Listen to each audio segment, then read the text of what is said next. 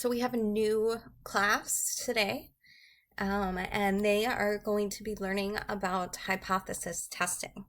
So throughout this lecture, all of this is just an introduction. It's what hypothesis testing is. We're not actually conducting a hypothesis test. What we're doing is we're going to learn how to construct a hypothesis, which is essentially an educated guess. Some of you have done this in your science classes before. And once we figure out what that hypothesis is, we're going to determine in very general terms, do we support this hypothesis or do we reject it? Do we say, no, that hypothesis is incorrect? Okay. In order to test a hypothesis, we use a sample. So how does this work? Okay. A hypothesis test will use a sample statistic in order to test some sort of claim that we're making about a population parameter. So remember, a statistic and a parameter, they're the same thing. The only difference is that a statistic is for a sample and a parameter is for a population. So don't get confused by the wording, okay? So I'm going to warn you that there are a lot of notes in here because we're introducing a lot of new vocabulary. Okay, so let's write this down, what a hypothesis test is.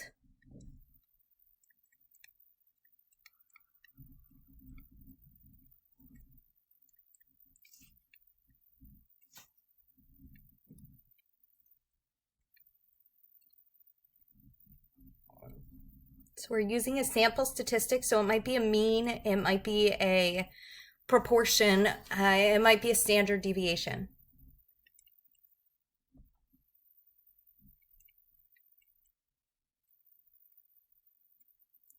And when we say claim, that claim is a hypothesis.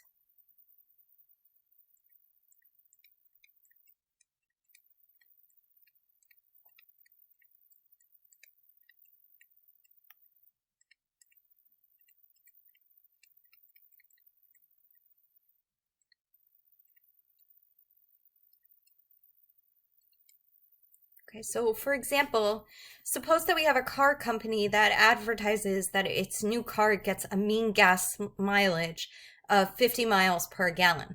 Okay, so you're driving a car, you want to know how many miles you get per gallon of gas. So this car company says, hey, you get 50 miles for every gallon. What a hypothesis test will allow you to do is determine, is this advertisement true? Okay, do you really get 50 miles per gallon? And the way that you do this is you take a sample of those cars and you test how many miles do you get per gallon for that sample. And you're using that to estimate the population, okay? And one thing that you have to do is you have to say, okay, wait a second though. I used a sample, and sometimes a sample statistic can be an anomaly, right? It might be that for that particular sample, the mean gas mileage that we get is 20 miles. And it might be that that's not typical. It's an anomaly. That's what a hypothesis test does. It says, okay, well, is this an anomaly? And if it's an anomaly, then maybe we can't make any sort of prediction at all. We can't say that the advertisement is false, but we can't say it's true either. But if we determine that, yes, it is an anomaly, then we can make the assumption that the advertisement is true. Okay, so let's write this down too. Okay, let's do this as well. So we're going to start. So let's write down what we're saying. Okay.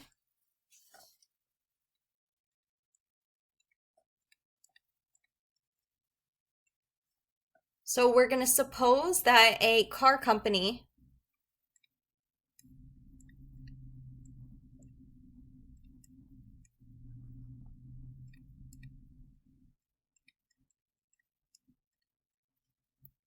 advertises that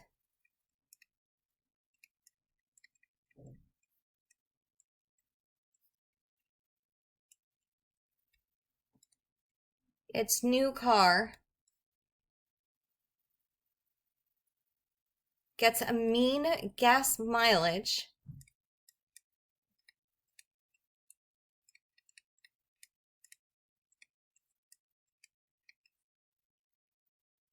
of 50 miles per gallon.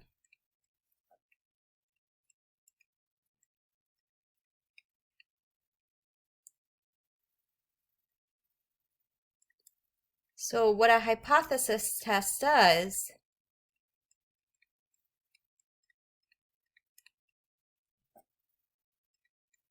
is it allows you to determine if the advertisement is true.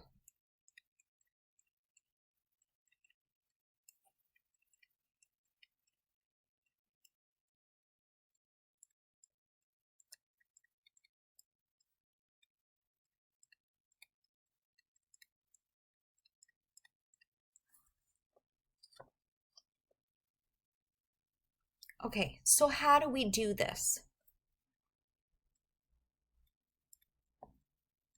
This is, again, kind of an overview, and then we're going to get into the nitty-gritty, but I'm going to warn you, we're not actually going to do a hypothesis test today in this lecture. What we're going to do is just talk about the different aspects of a hypothesis test and make sure that you're really comfortable with each of those steps. And then in the next lecture, we'll actually start conducting hypothesis tests.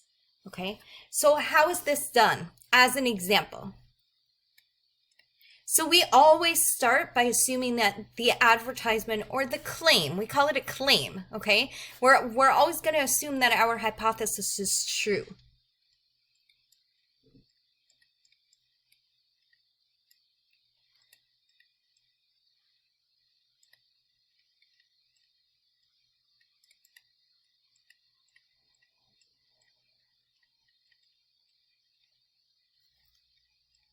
This is just, again, an example, and we're just giving you an overview. We're not actually conducting it, okay?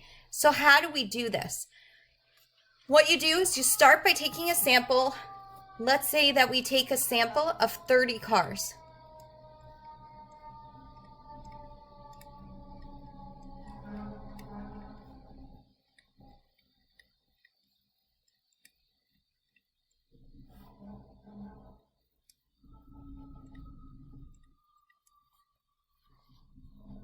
Okay. And what we're going to do is we're going to find the mean gas mileage for each of those cars.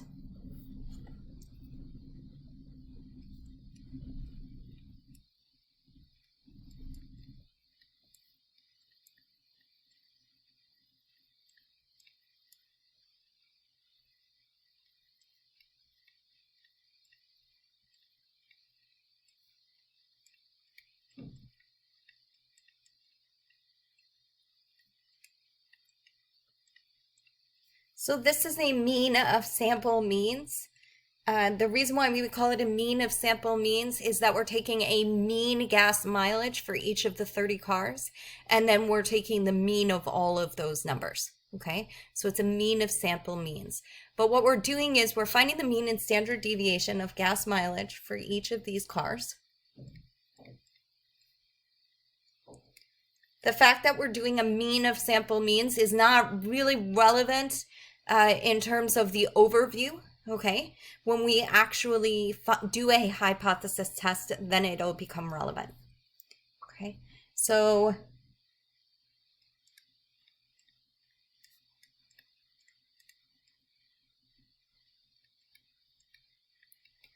we find that to be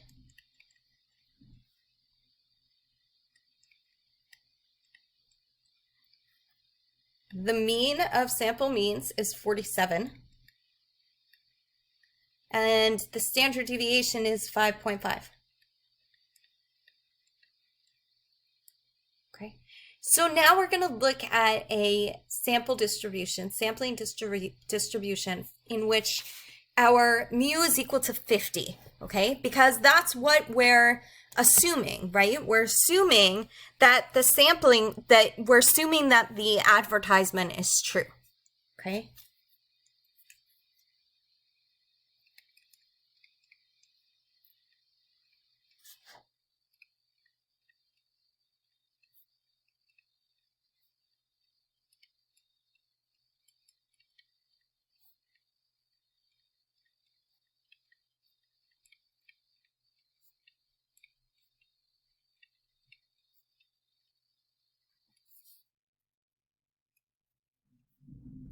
So we're going to assume that mu is equal to 50. Okay. And we're going to say that we're going to use the mean of the standard deviation of sample standard deviations. Okay. So we're going to say that, sorry, I wrote sigma. I meant to write mu.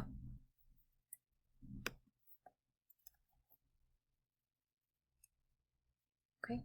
And sigma x bar is equal to sigma over the square root of n.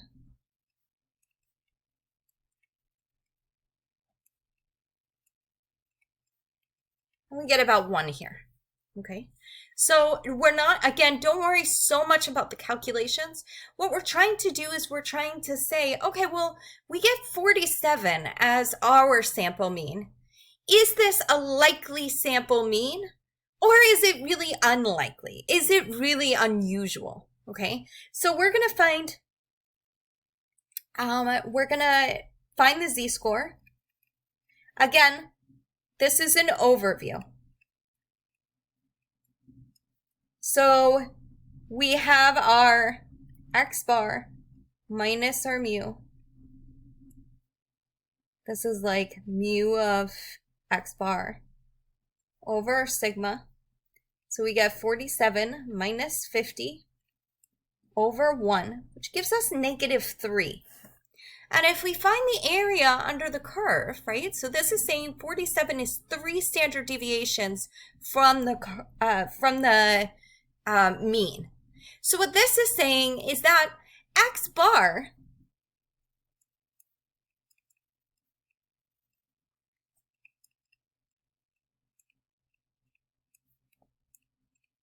this is to give you some context.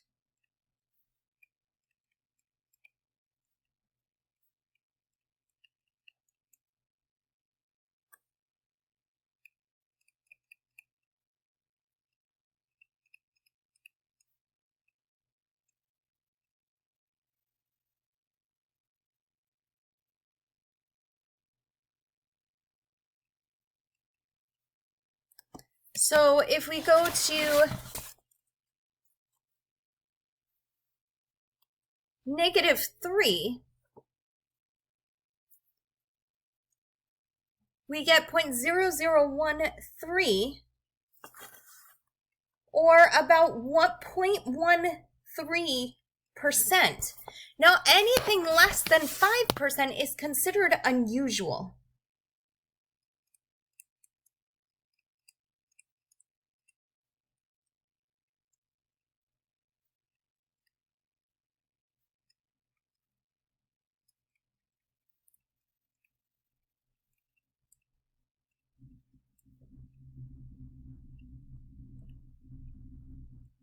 Okay, so what does this mean? Okay, this means that it would be very unusual for 47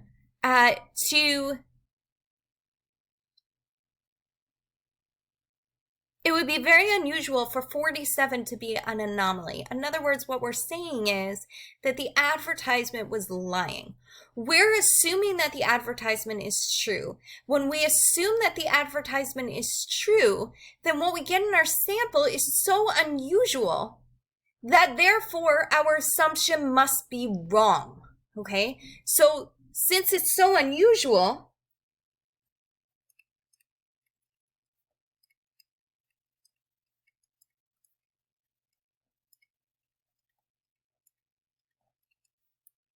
our assumption must be wrong.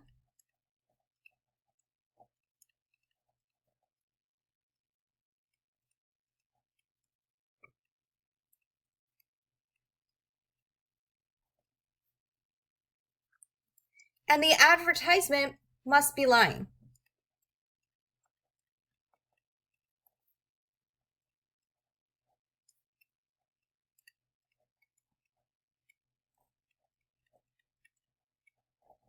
Okay, what are the important numbers here right now?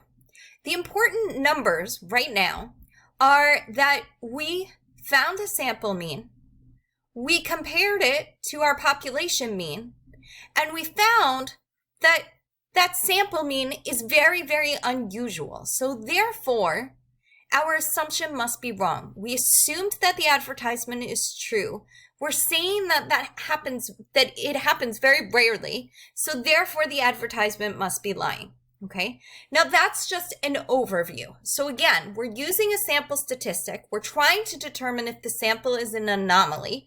This says it's not an anomaly. So therefore, our assumption must be false. Okay, or the advertisement must be lying. Overview, big picture, okay, is we create a hypothesis. We assume it's true. We use a sample to try and figure out, is the hypothesis true? And if our sample is unusual, then our hypothesis must be wrong. Okay, so let's get into the nitty-gritty of this, because that is so big picture that it could be difficult to figure out exactly what it means. Okay, so in order to do this, again, we have a tremendous amount of vocabulary here. Okay, so first of all,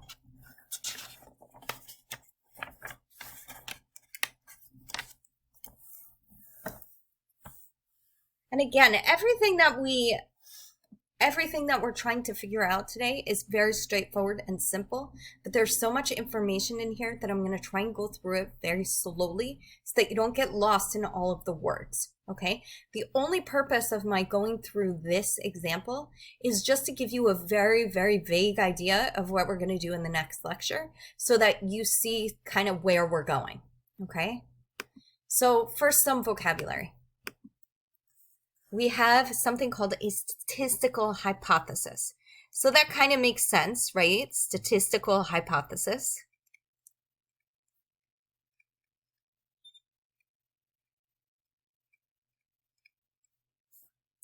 So what the statistical hypothesis is,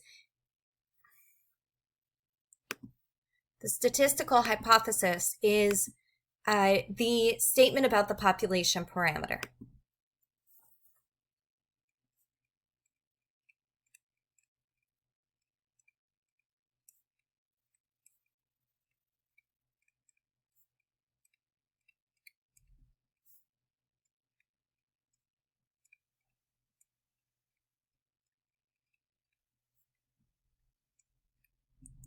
So in the case of the cars, the statistical hypothesis would be that the car gets a mean gas mileage of 50 miles per gallon, okay? Because that would be the population parameter.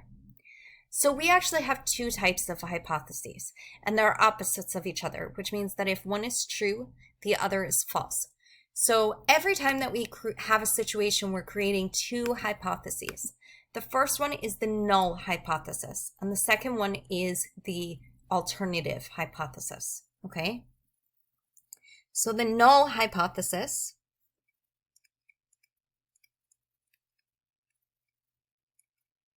we abbreviate this as H sub 0. So we can say it as H sub 0, or sometimes you'll see it referred to as H naught.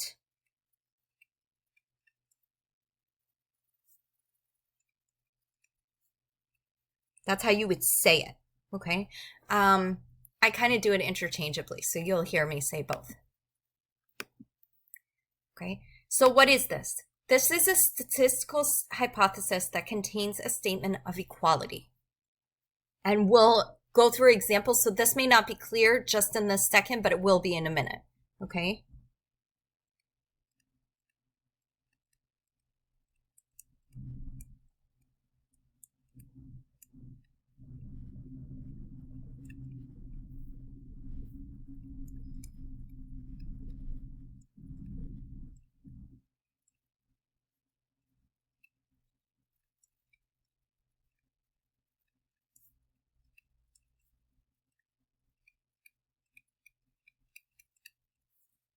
Statement of equality would include greater than or equal to, less than or equal to, or equals, okay?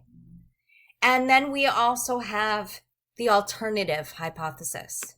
So we make a hypothesis, and then there's the opposite, the alternative.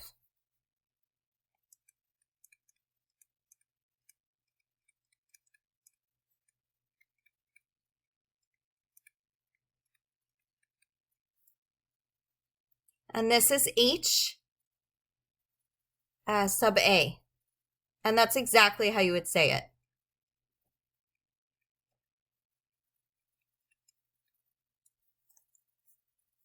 Okay, this one is a statement of, it's the complement of the null hypothesis, which we already know is the opposite.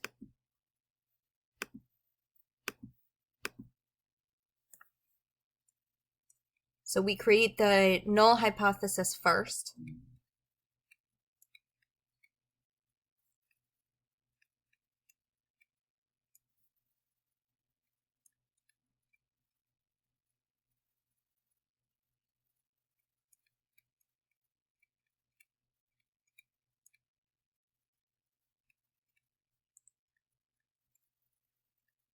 And it contains a statement of inequality.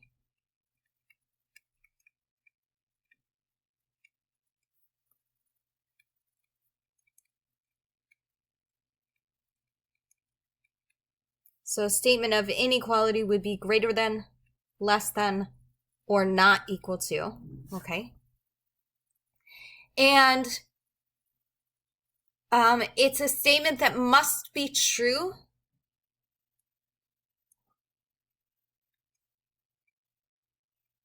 if the null hypothesis is false.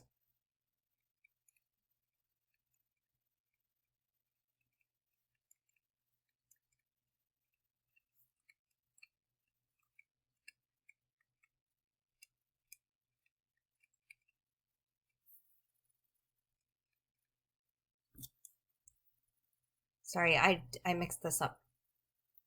I just wrote the wrong thing. I said it correctly and then I wrote it incorrectly. So if the null hypothesis is false,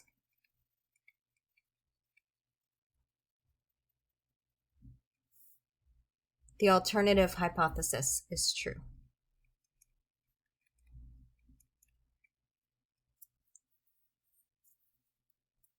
Okay, so let's talk about what this means because I don't want you to get confused. This is a simple concept, okay?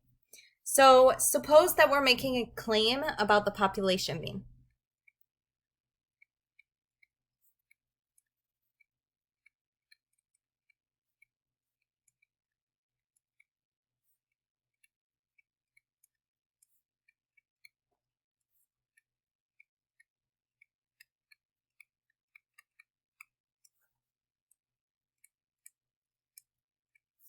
There are three possibilities for our hypotheses.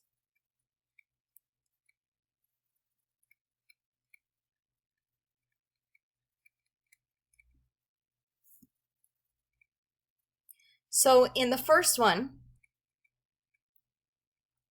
we could say that the null hypothesis is that our population mean is greater than or equal to some value.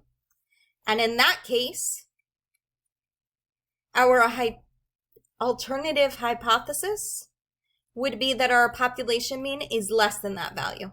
They're opposites of each other. Okay, I'm going to take away this comma so that you don't wonder what it means.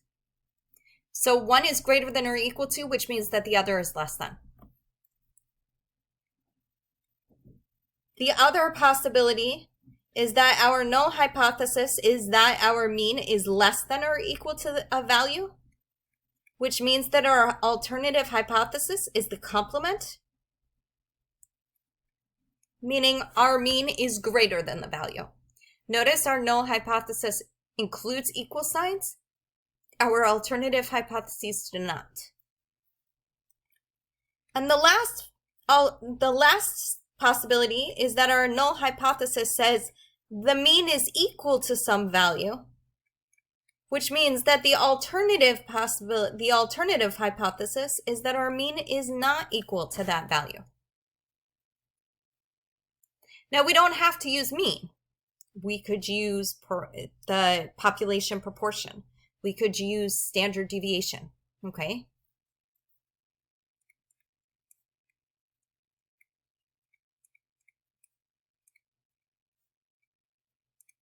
If you remember from the last lecture in confidence intervals, population proportion is abbreviated with we represent it with a P.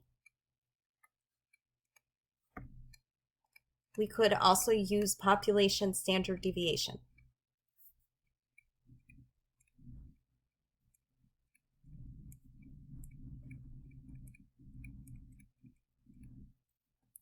Okay, so I want to be clear here, okay? The null hypothesis is not necessarily what we're claiming. The null hypothesis is dealing with the equals, okay? It's greater than or equal to, less than or equal to, equal to. It's not necessarily the claim that we're making, okay?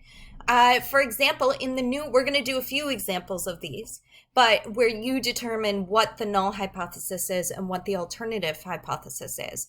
But just as an example, what we just said is that a car company advertises that its new car gets a mean gas mileage of 50 miles per gallon. So here we're saying the mean is equal to 50. Well, that uses an equals, so it's the null hypothesis. And the opposite of equal to is not equal to. So here we would say the mean is not equal to 50. Okay, let's write down some examples. So this is the first thing that you actually have to do in your hypothesis test. So we're not going to go through an actual test. We're just going to talk about some of the different parts of it. We'll do some parts. We'll ignore the other parts for now. We'll ignore the calculation parts, okay? So the first thing that you're going to have to do is develop a null hypothesis and alternative hypothesis. So let's take a few examples.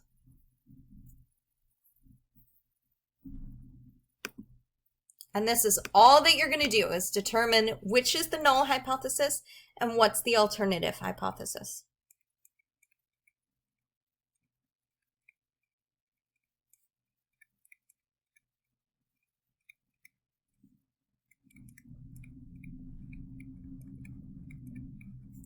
So for each, you're going to identify H sub 0 and H sub A.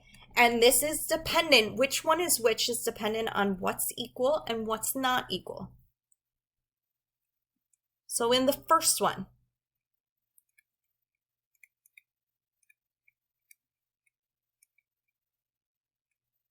a school publicizes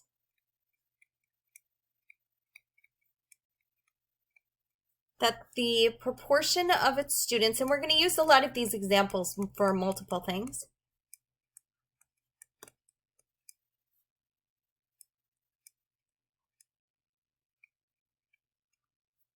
The proportion of its students involved in at least one extracurricular activity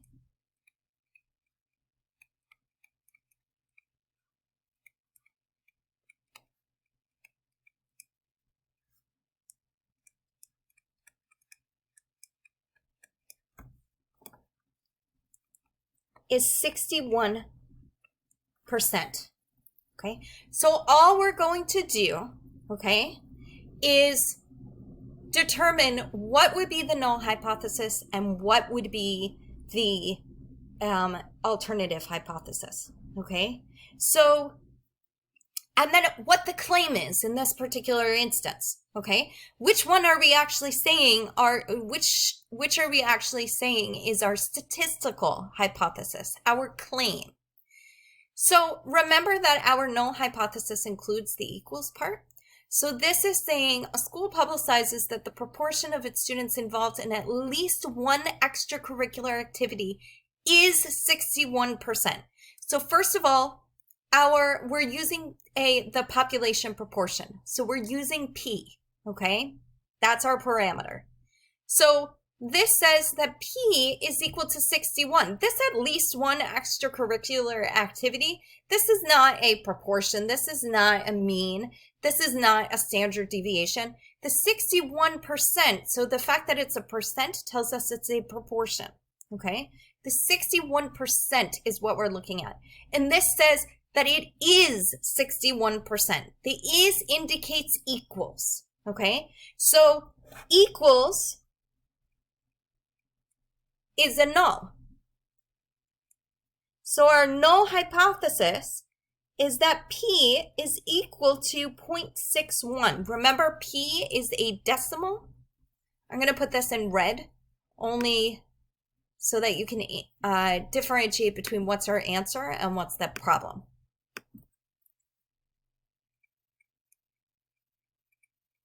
So P is equal to 0.61.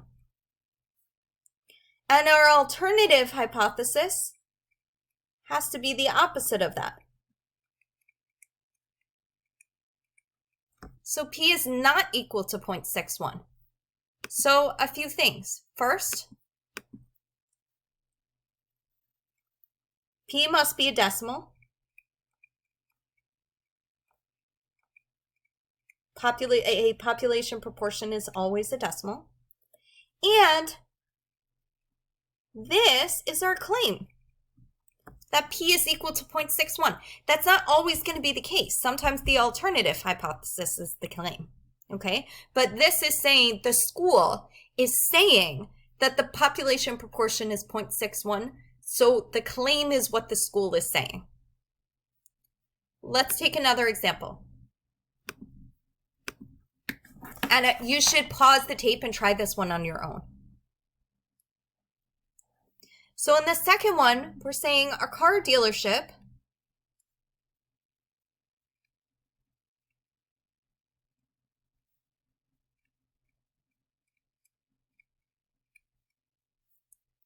announces that the mean time for an oil change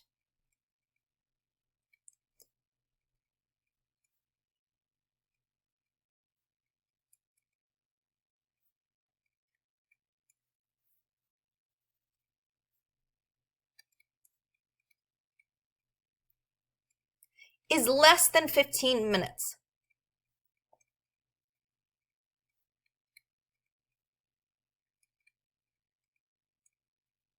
So in a hypothesis test, your goal would be, is what they're saying true, okay?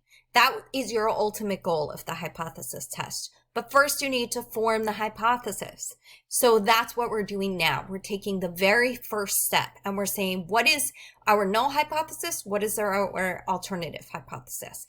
Those are the big things that you should have under your belt right now. This is what you should be understanding, okay? So let's do this one. I find it easier to start with whatever hypothesis is the claim. So they're saying that the oil change is less than 15 minutes. Less than 15, we're talking about a mean time. So less than 15 would be mu is less than 15. Less than does not include any equals. So that would be our H sub A. So notice which one it is determined by whether it has an equal sign or not. It doesn't have an equal sign, so it's the alternative hypothesis. The null hypothesis is the opposite. If mu is less than 15, then the opposite would be that mu is greater than or equal to 15. Okay? And in this case, again, I like to start with the claim. It's easier for me to figure out what the hypothesis is and then figure out the opposite. Okay? So in this case, this is the claim, that the mean is less than 15 minutes. This is all that we're doing at this point. Okay, let's take another one. Try it on your own. Just pause the tape.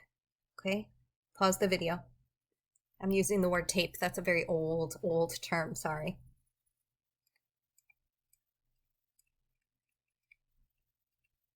So a company advertises that the mean life of its furnaces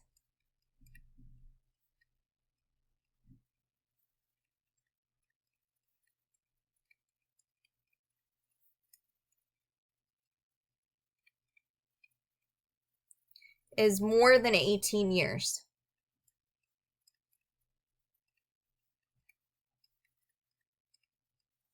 Okay, so again, this is mean, so we're going to have a mu in here. And this is saying that it's more than. So more than doesn't include equals. So once again, we're going to start with the alternative hypothesis. The alternative hypothesis does not include any equals. So we're talking about mean, and this is saying that the mean is more than 18. So that's the alternative hypothesis. The null hypothesis is the opposite. If the mean is more than 18, the opposite is less than or equal to 18. And in this case, the alternative hypothesis was the claim.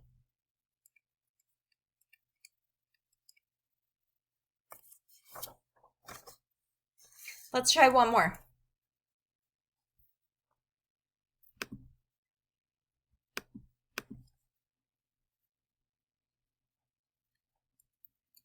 So in this one, it says an electronics manufacturer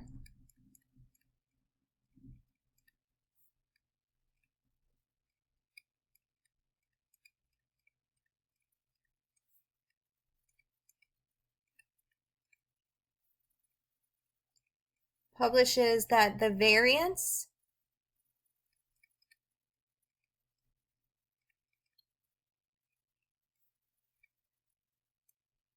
of the life of its home theater system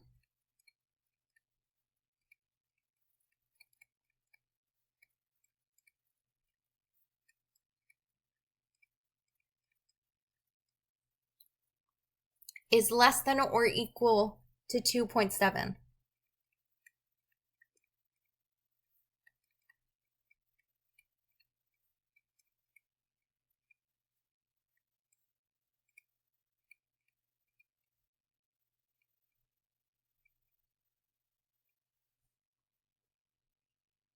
That's really not straight. Turns out it's such a diagonal.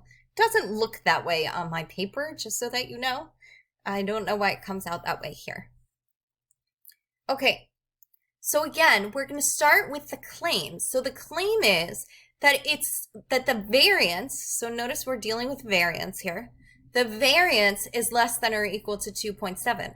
So this time, we're going to start with the null hypothesis because there's an equals to, okay? So we can do that one first. And there's no written rule that you have to do the claim first. That's just a personal preference, okay? Because then I'm doing exactly what the wording is telling me to do, and then I'm figuring out what the opposite is, okay? So in this one, we're going to start with h sub 0. And we're not dealing with mean.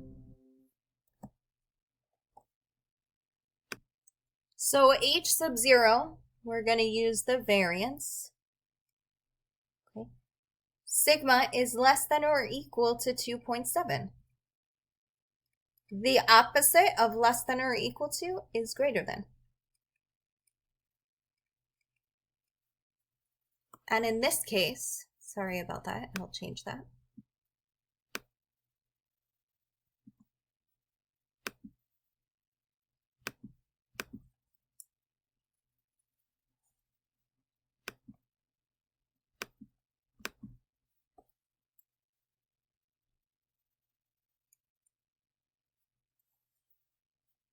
I think my pen is running out of battery, that's why.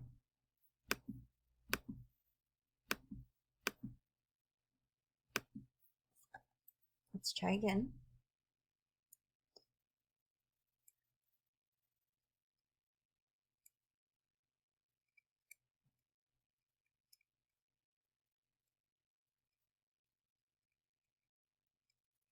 Okay, and in this case, h sub 0, or the null hypothesis, is the claim.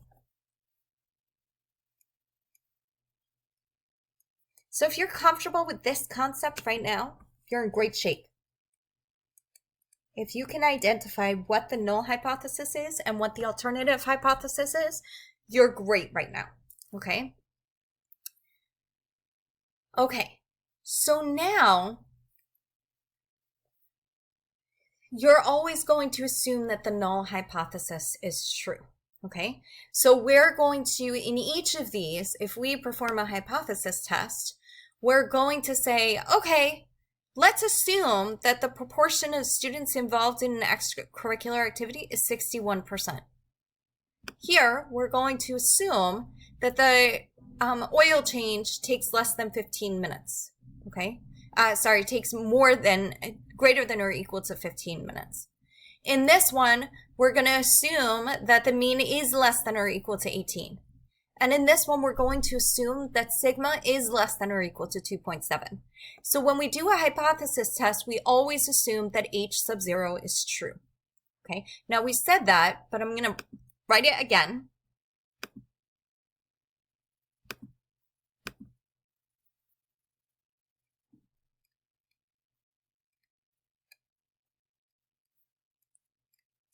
There's a lot to remember, which is why I'm constantly repeating, okay?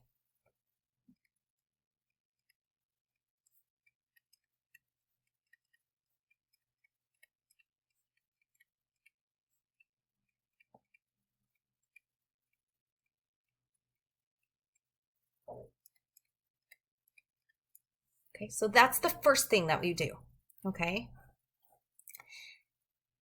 This is not necessarily the claim.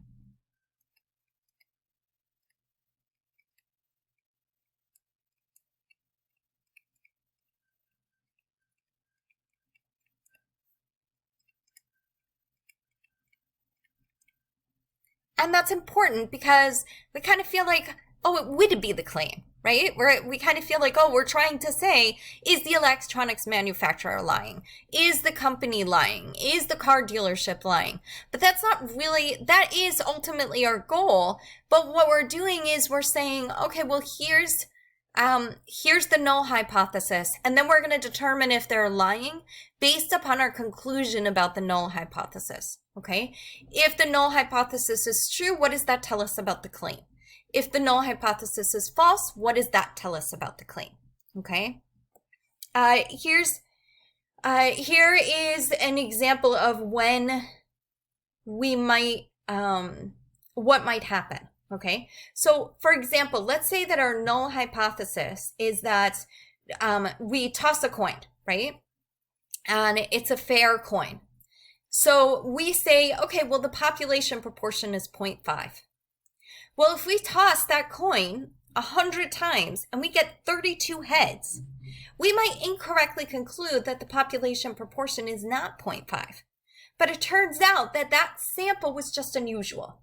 Okay, that sample, if I did it again, maybe I would get a population proportion that is 0.5. And if I did it again, the proportion would again be 0.5. And if I did that sample 100 times, I would get 0.5. But in this particular sample, I happened to get 32 heads, which is less than I would expect. Or I happened to get 12 heads, which is much less than I would expect. So what we're doing is we're trying to determine, is that sample that we took unusual? Okay, if it's unusual, then we might conclude that the null hypothesis is true, okay, or that it's false, and we might do it incorrectly, okay? So it might be that we accept or reject, we reject the null hypothesis when we shouldn't be rejecting it, okay? Or we don't reject it and it's false. Okay, so we have two different errors. We're saying we reject it, but it's true, or we don't reject it and it's false. Those are two errors, okay? Two things that could happen that give us something that's incorrect. So we call it a type 1 error and a type 2 error, okay? So I'm going to write down the example with the coin toss because I feel like that might help you understand what's going on here, okay? So, for example, sometimes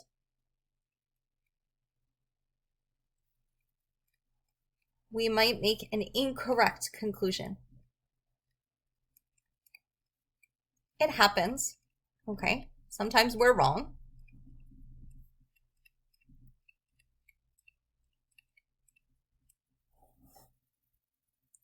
So, for example,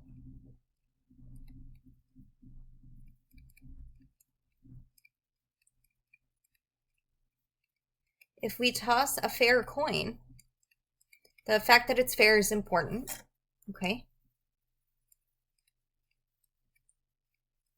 And we claim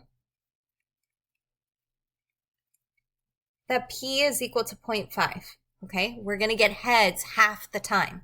Okay.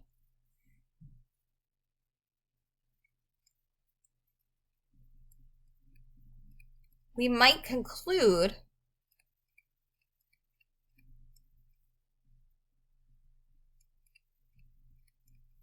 that P is incorrect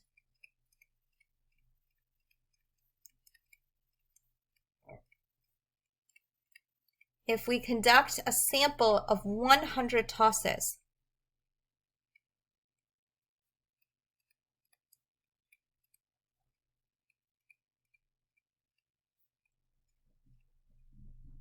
And get, I said 32, let's make it more extreme. 12 heads.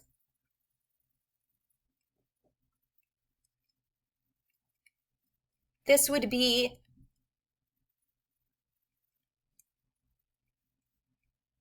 a wrong conclusion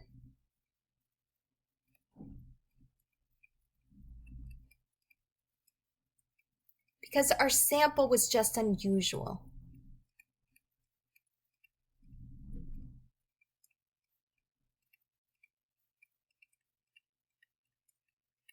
And that's really what we're trying to determine. We're trying to determine, was it an unusual sample? And sometimes it is.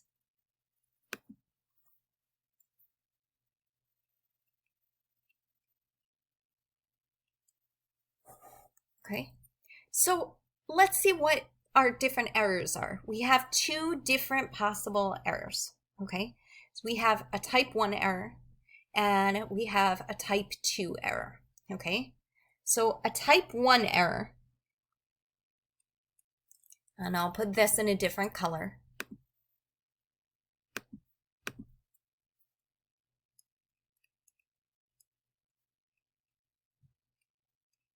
So the I is 1, okay?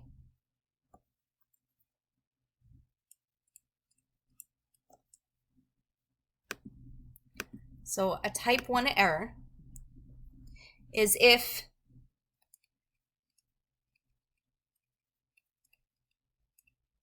the null hypothesis is rejected, like it was with the coin toss,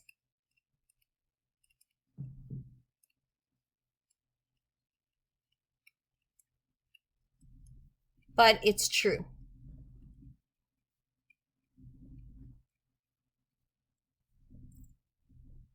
Okay. A type 2 error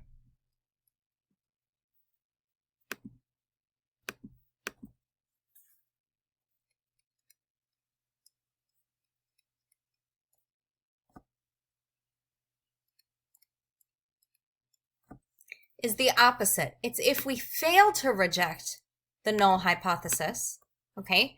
So we're accepting it, but it's false.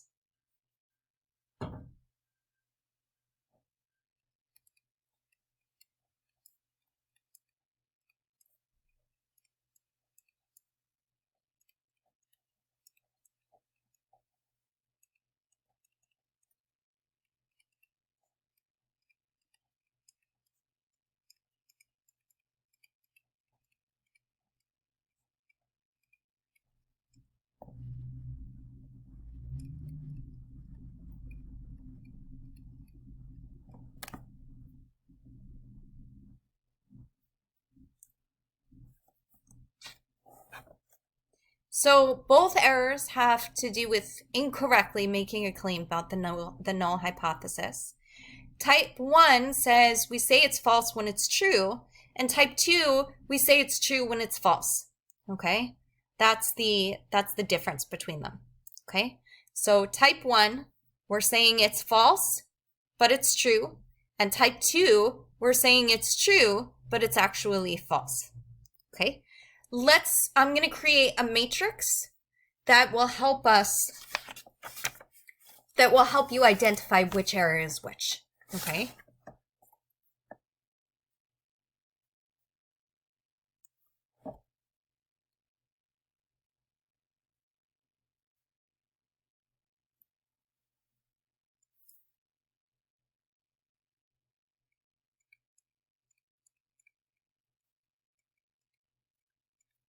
So we're looking about whether or not the null hypothesis is true.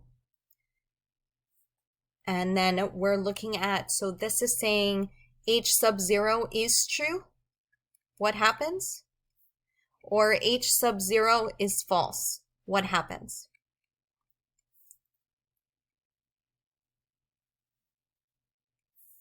And over here we have our decision. So we say we don't reject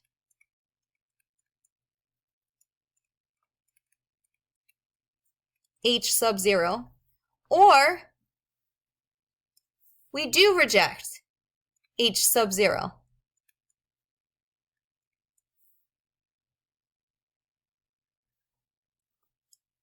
Okay, so let's talk about what that means. So H sub 0 is true. Our decision is to say we don't reject it.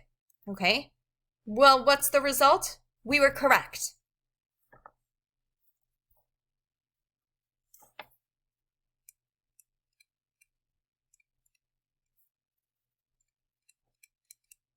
Right? H sub 0 is true and we don't reject it, so we're saying it's true. Here, let's take another case where we're correct. H sub 0 is false. We're going to be correct if we reject H sub 0. So this means we made a correct decision here. It was false and we're saying it was false. Okay. This is where H sub 0 is false. H sub 0 is false, but we're saying it's true.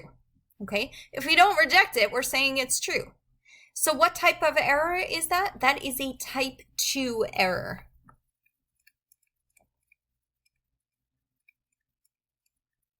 We say the opposite of what it is, and if we say it's true when it's false, it's type 2 error. The other one says the null hypothesis is true, but we're saying it's false. And if the null hypothesis is true, but we're saying it's false, that's a type 1 error.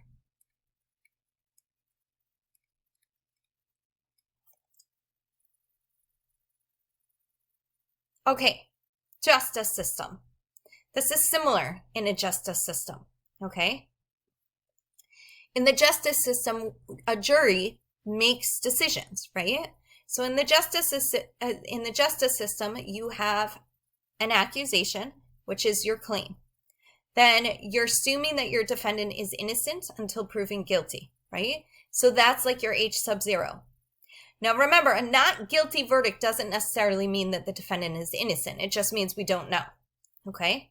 So in the justice system, just as a comparison,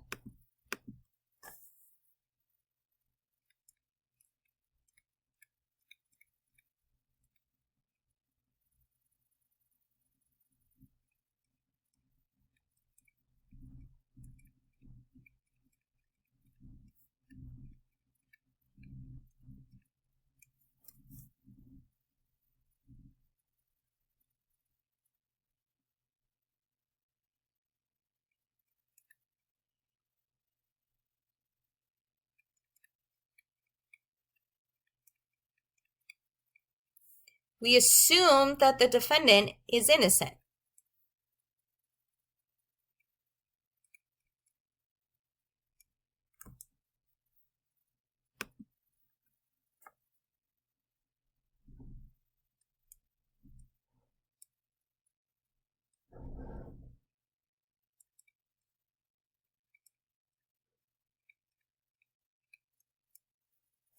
Okay. Okay. So we have 4 possible outcomes. We have our truth about the defendant, whether or not they're innocent or guilty.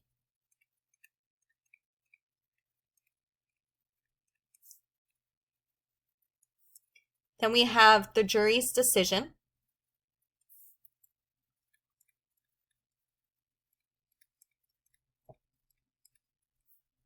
So either the defendant is innocent, this is the truth about the defendant, or the defendant is guilty.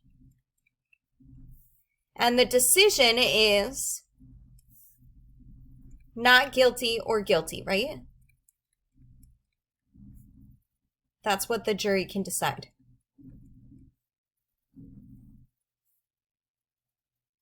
So if the jury decides that the defendant is not guilty and the defendant is innocent, this is a correct decision, right? The jury was correct. And if the defendant was guilty and the jury decided that the defendant was guilty, that's also a correct decision. Okay, now let's take the instance where the defendant is guilty and the jury said that the defendant was not guilty. This is a type 2 error.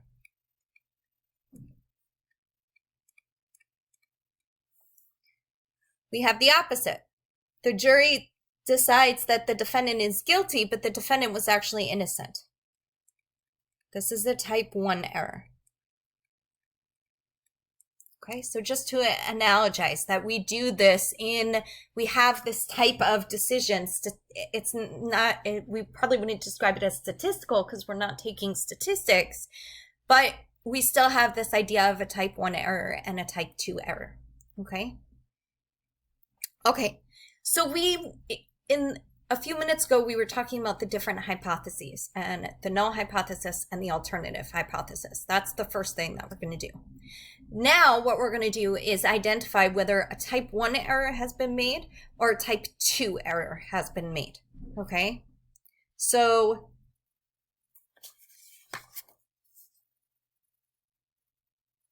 let's take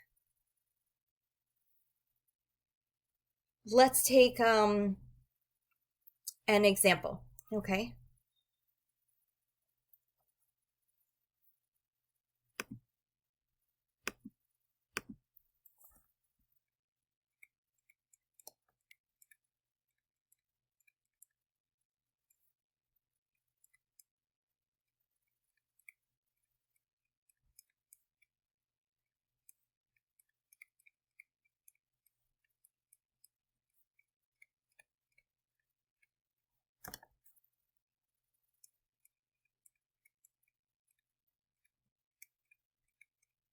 So in the first case, the U.S. Department of Agriculture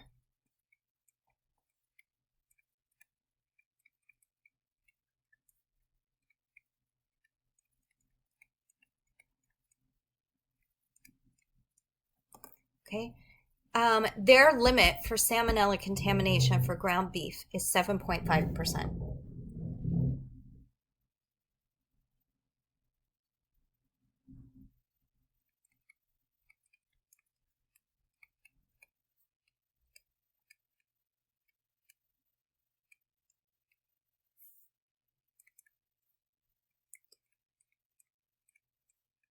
They're saying what that means is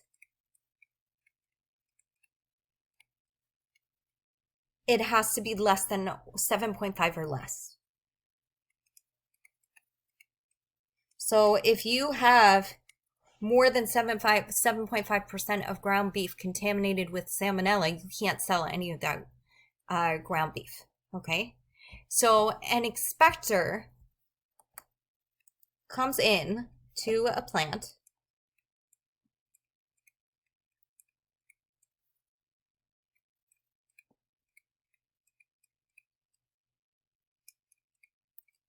and says the beef produced exceeds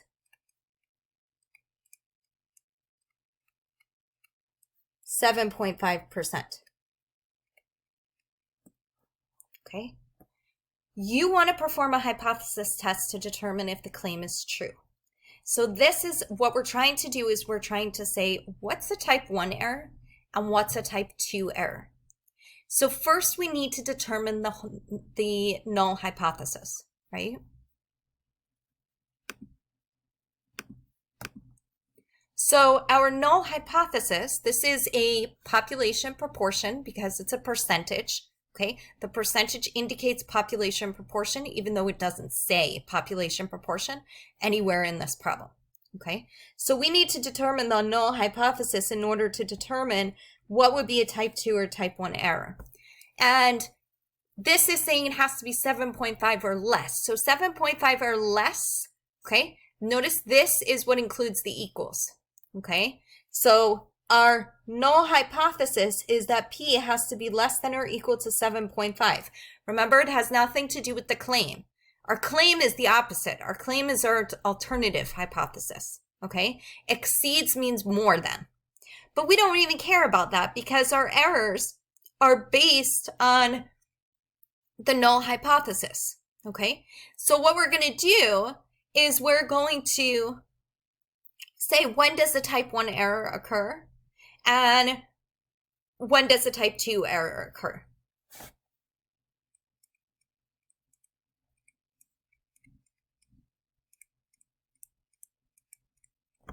Okay, so a type 1 error occurs when we reject the null hypothesis, but the null hypothesis is true.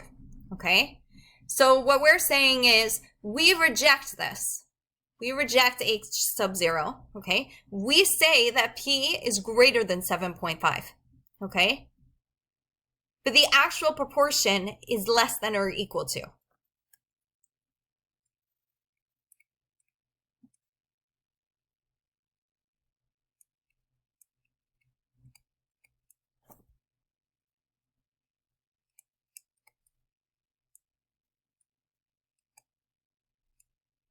I said 0.75, I put the decimal point in the wrong place. It's 7.5. In other words, okay, we're saying the inspector is right, but the inspector is wrong.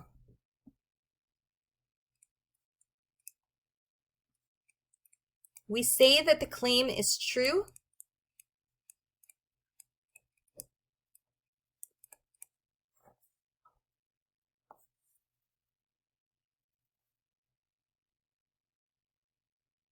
I left out a word here. I'm going to fix this.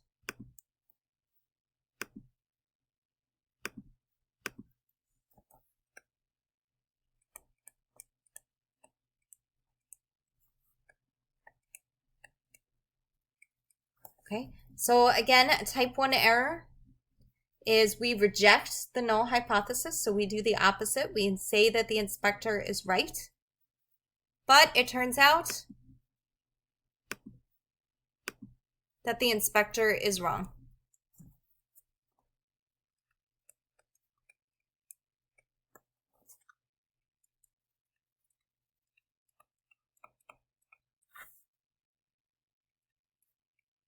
Remember, rejecting the null hypothesis has nothing to do with the claim, because in this case, the claim is the alternative hypothesis, okay? A type 2 error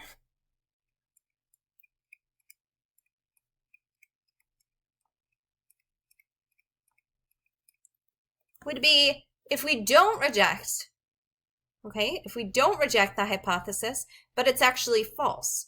So we're saying this is true.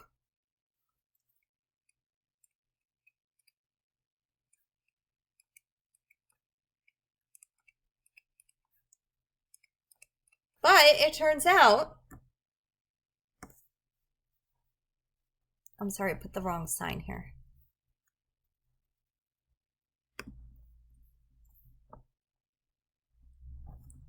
But it turns out that P is actually less than 7.5. So what's going on here? We're saying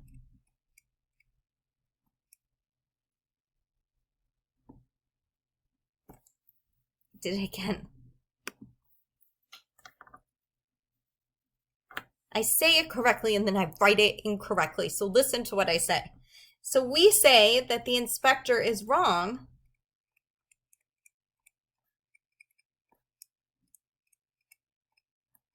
but the inspector is actually right.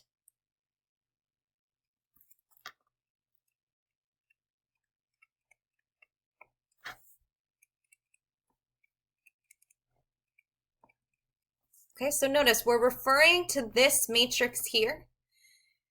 We reject, we don't reject, we say that the null hypothesis is true, but it's actually false. That's type 2. Type 1 is we say the null hypothesis is false, but it's actually true. So it all has to do with the null hypothesis, okay? The alternative hypothesis is not, we're not taking that into consideration, okay? Let's take another example.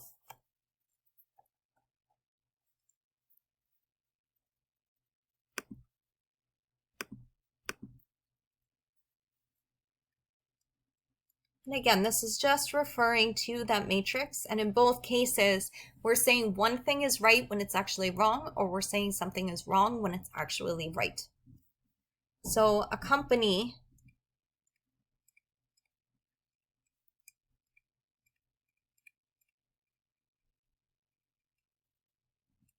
specializing in parachute assembly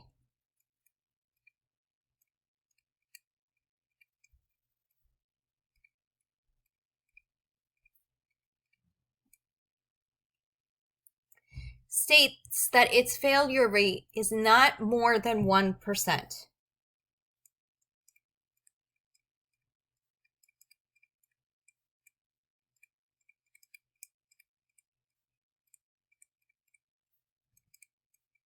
I don't know about you, but if I found out that the failure rate was 1%, I'm not using that parachute.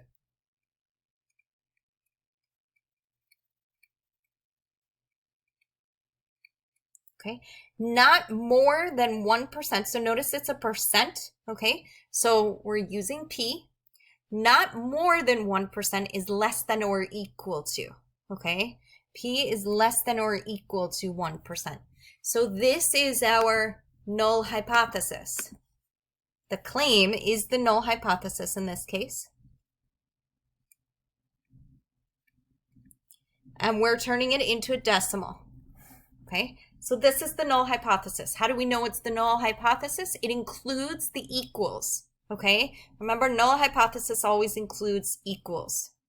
Okay, type 1 error.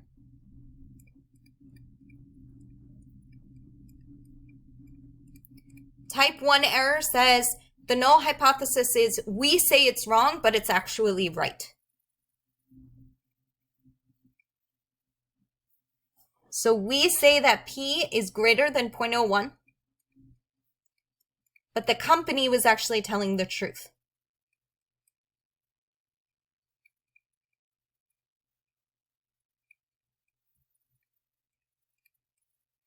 There's not a good way to remember this. You just have to know it, okay? Type 1, we say it's wrong, but it's actually true. Type 2, we say it's true, but it's actually false.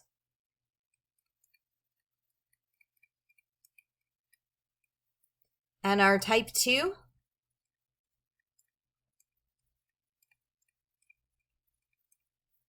is we say that P is less than or equal to 0.01.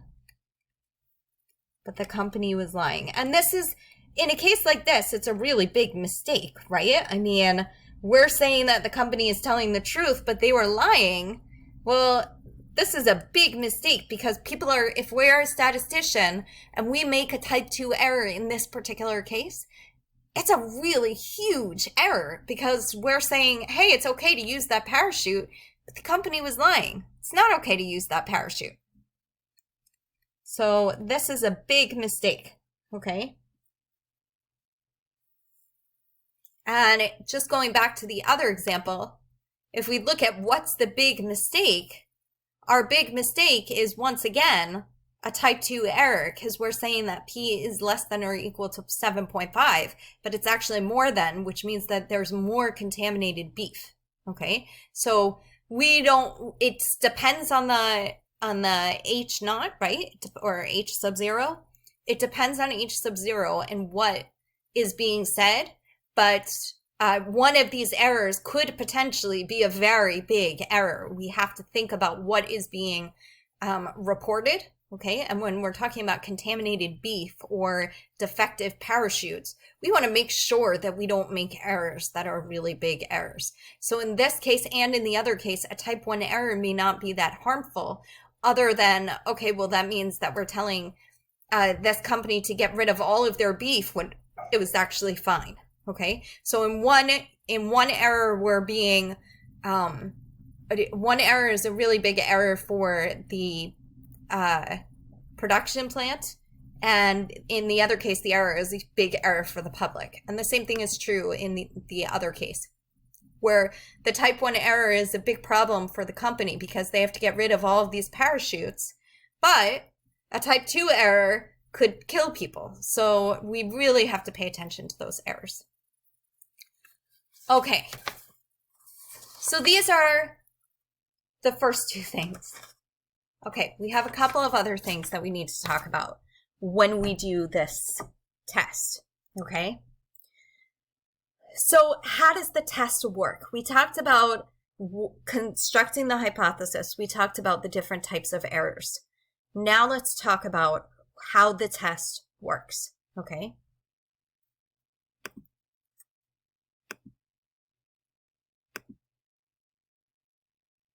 When do you reject a null hypothesis?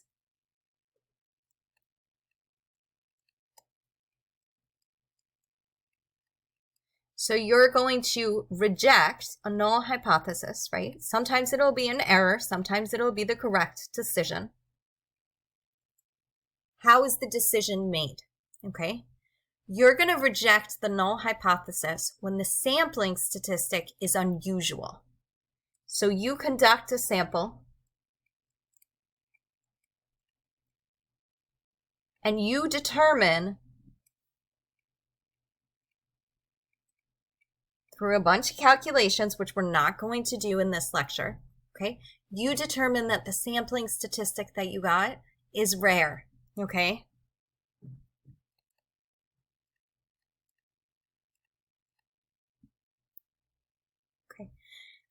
What is unusual?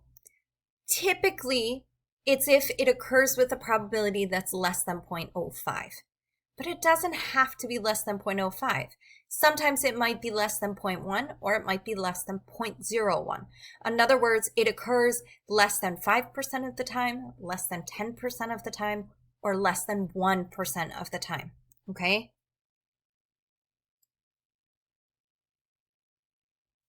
So you decide on what's unusual.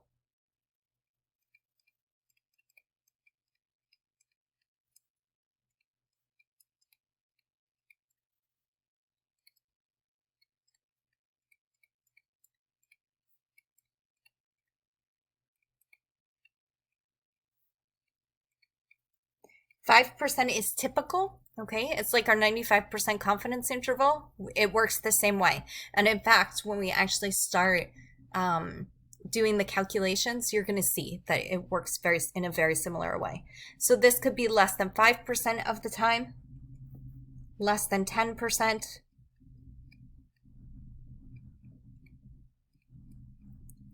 or less than 1%. These are the most typical. That's what we're talking about when we say unusual. Okay? We call this the level of significance. Okay? The level of significance.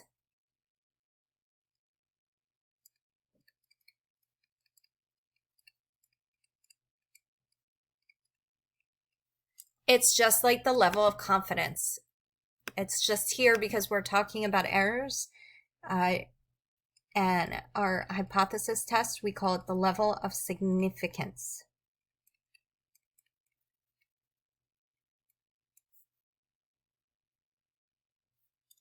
Okay, an exact definition would be the level of significance is your maximum allowable probability of making a type 1 error. Okay? Your maximum allowable probability of making a type 1 error.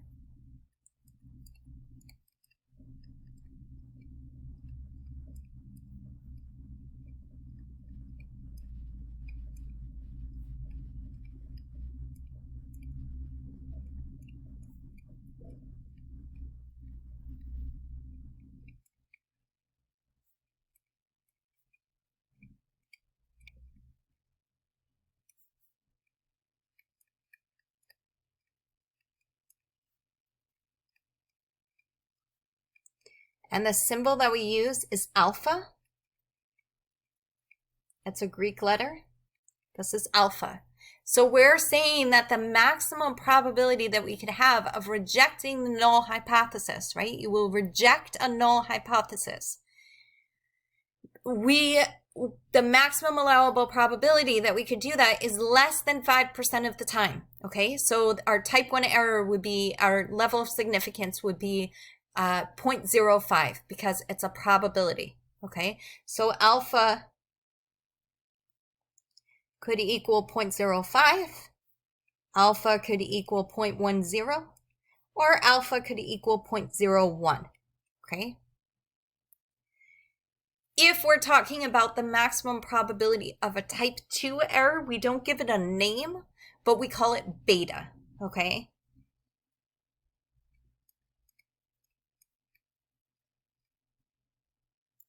So I'm going to add in here that this is referred to as alpha, okay? So the maximum allowable probability for a type 2 error, and we don't really talk about this much because remember that when we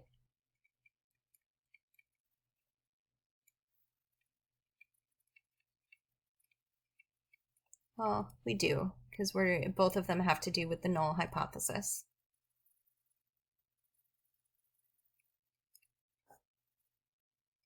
Okay, this is pronounced beta. Okay, but our level of significance has to do with alpha. Okay, so we're saying if your level of significance is low, if alpha is low, you want the probability of rejecting a true null hypothesis to be low, right? Because type 1 is rejecting the hypothesis, whereas the hypothesis is true, right? That's our type 1 error.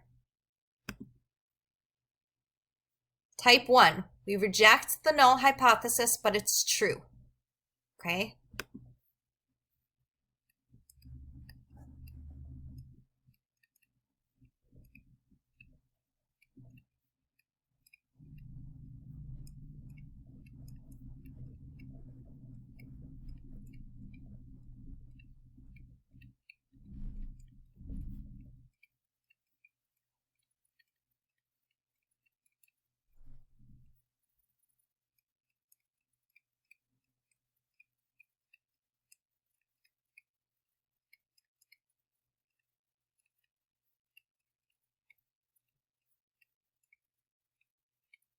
Okay, meaning we want it to be less than 5% of the time, less than 1% of the time, or less than 10% of the time. Okay. Okay. So this is I'm just going to give you some vocabulary, and then we're going to talk about the different hypothesis tests. Okay. So vocabulary would be the sample statistic that we calculate is called the test statistic.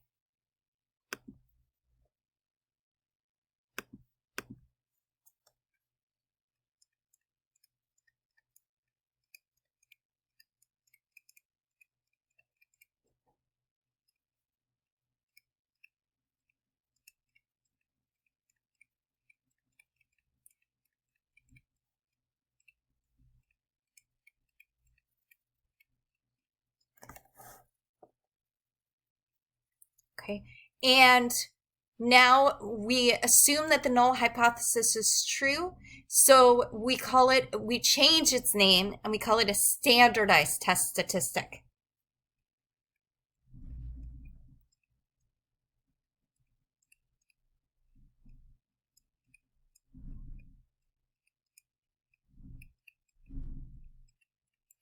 This is just a lot of vocabulary here.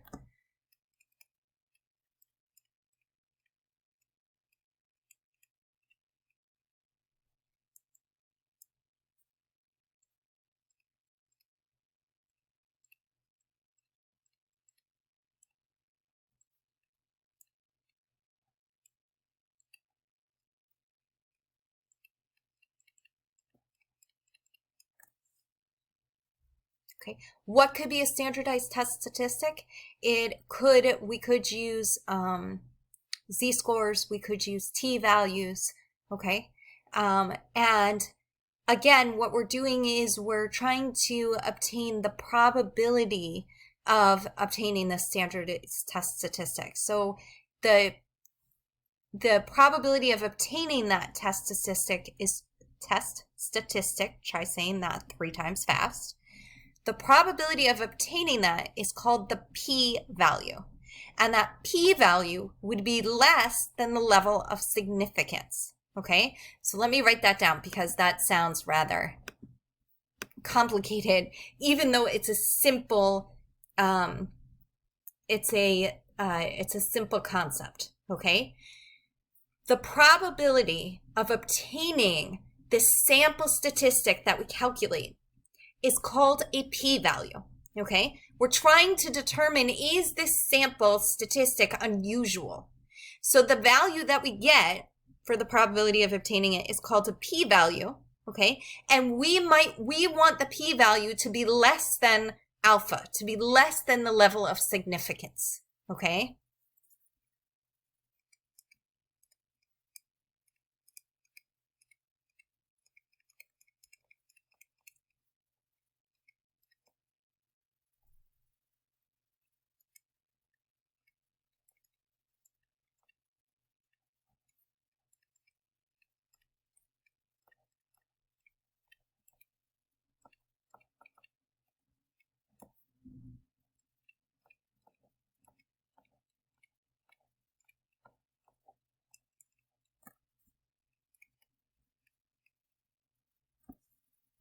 Called a p-value.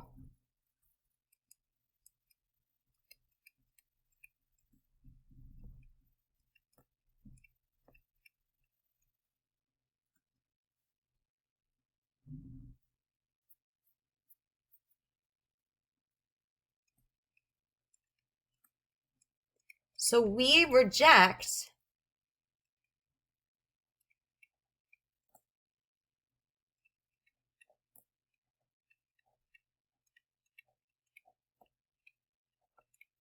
the null hypothesis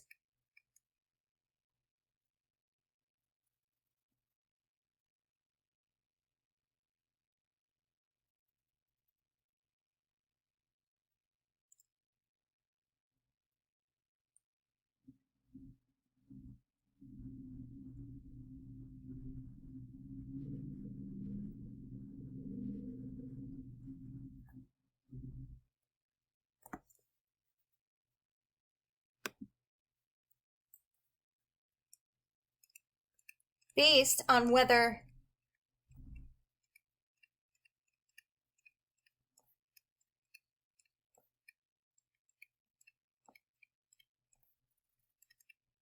the p-value is less than alpha.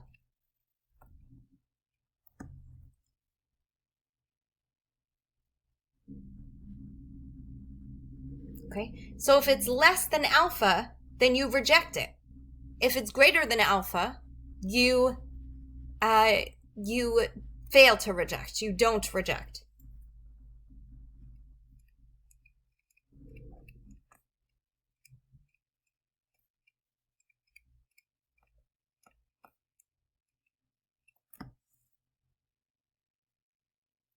Okay, so let's summarize because we have lots of stuff that we've talked about.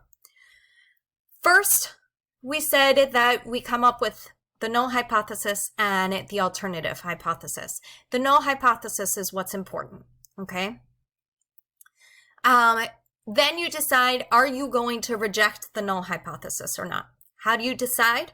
You get a sample, you calculate the statistic, and if you find that that probability of obtaining that statistic is smaller than 10%, 1%, 5%, which is the level of significance, then you would reject that null hypothesis. If it's greater than that level of significance, then you don't reject the null hypothesis. Okay, that's the first thing. Then you determine, okay, well, sometimes, so this you don't know, right? You may not know it. Sometimes a type 1 error will occur, and a type 1 error occurs when we reject the null hypothesis, but it's true. Or we could have a type 2 error where we don't reject the null hypothesis, but it's actually false. Okay, very simply, that's what it is. 3-step process. Null hypothesis, calculate your standardized test statistic, Does it have a high probability of occurring or a low probability of occurring? If it has a low probability of occurring, it's saying it's unusual. So if it's unusual, we're going to reject the null hypothesis. We could potentially have an error that occurs. Type 1 error or type 2 error. Okay? Okay. There are 3 types of hypothesis tests. Okay? 3 types. So let's talk about the 3 types of hypothesis tests. So far, what do you have to understand? You have to understand how to calculate a null, how to identify what the null hypothesis and alternative hypothesis are. Second thing that you have to do is figure out what a type 1 error would be and what a type 2 error would be. So far, that's all that you've had to do. Okay? Everything else is just understanding the overall picture. Now you have to identify what type of hypothesis test that you're doing. There are 3 types. There's a left-tailed, a right-tailed, and a two-tailed. We're not conducting the test yet. We're just identifying what kind of test.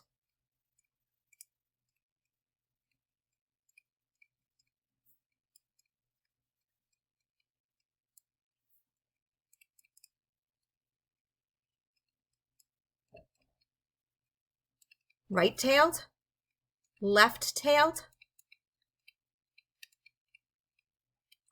or two-tailed.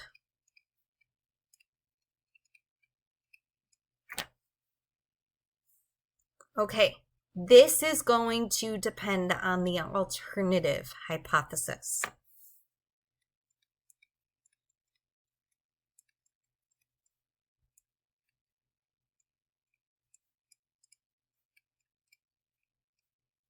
So far we've been looking at the null hypothesis.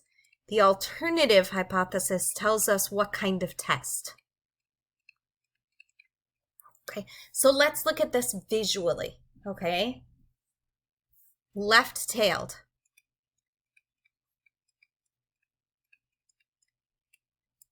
So if you picture the normal curve, which is what all of this is eventually going to be based on, okay? Left-tailed is going to be on the left. Okay, where this is your level of significance, okay? And this is if your H sub A is a less than.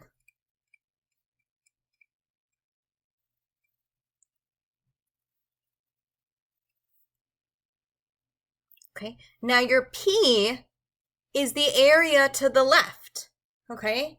Your P is the area to the left. So your alpha is what you want as your level of significance, but your P is the area to the left, your P value. And you're saying, is it less than your level of significance?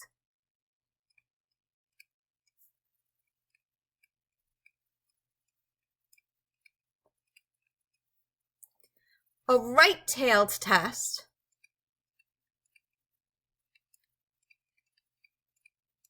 is going to be if your H sub A has a greater than.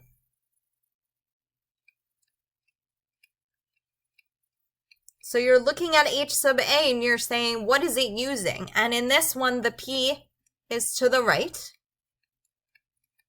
This is the area under the curve.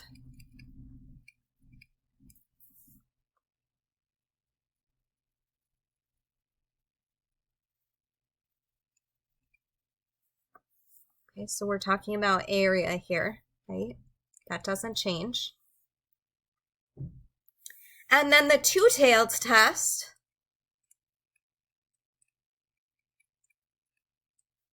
is when it says that your H sub A is not equal to.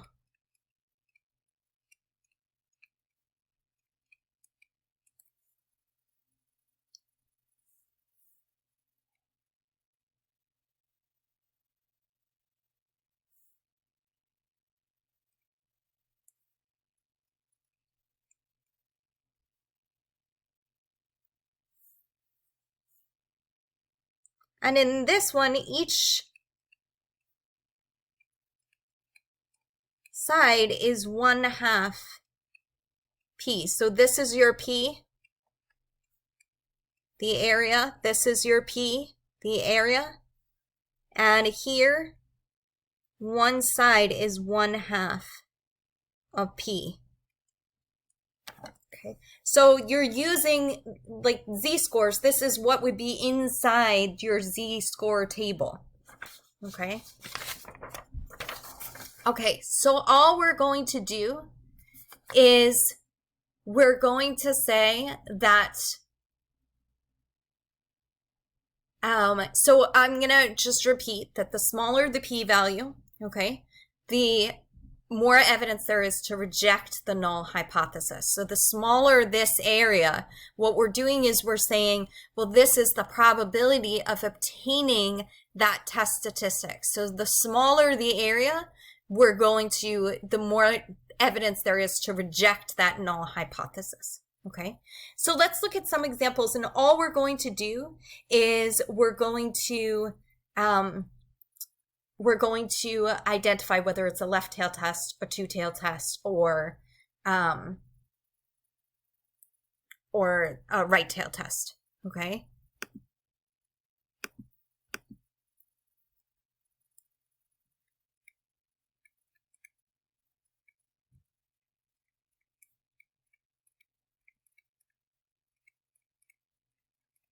And if you look ahead, what you're doing is you're saying, are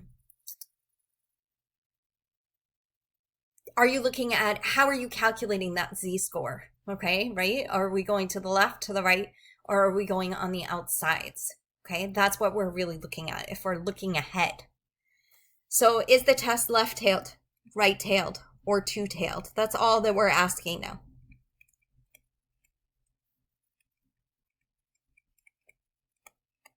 So again, in terms of things that you have to determine, so far you determined whether you try to identify, you try to identify the null hypothesis and the alternative hypothesis. Then you try to identify what kind of error you had. Okay, now we're trying to identify whether it's what kind of test it is. Okay, so far that's all, those are all the things that you have to be able to do at this point. In terms of understanding, we'll get to that in a few minutes, what you need to understand at this point. Okay, so we're just going to take a bunch of examples. Some of these you've already seen before. So a school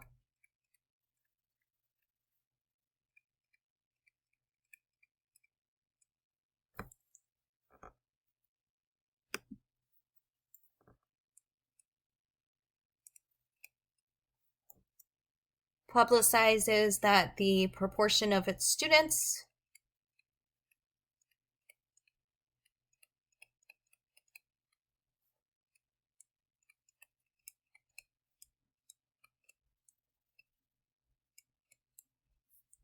in extracurricular activities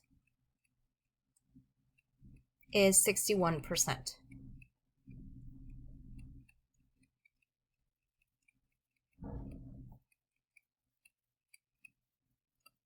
So here, all we care about is the alternative hypothesis. Okay, so our alternative hypothesis, this is H sub A. That's the one that has to do with the not equal to, right? It's the one that doesn't include equals. This is equals 61%. So H sub A is going to be not equal to 0.61. And because it's not equals, it's a two-tailed test.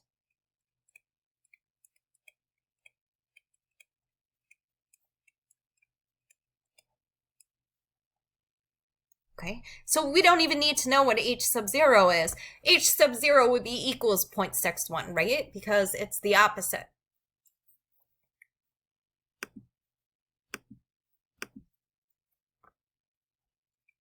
Second one, car dealership.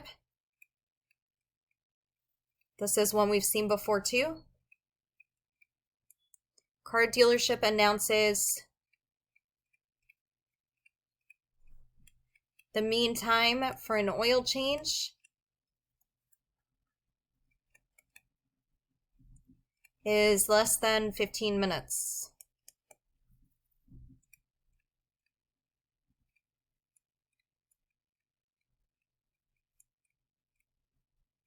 So we've seen this before too.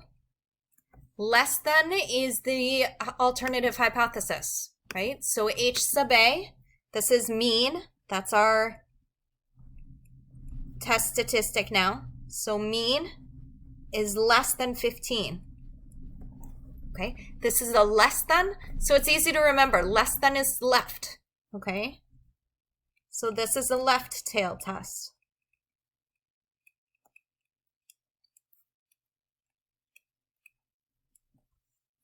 Less than is to the left.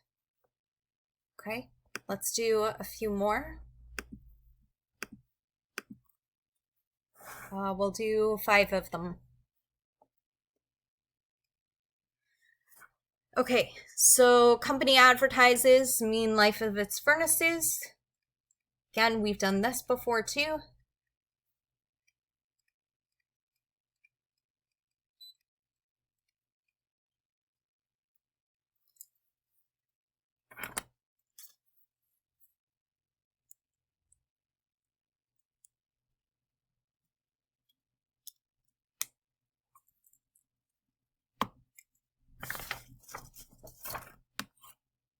Hang on one second.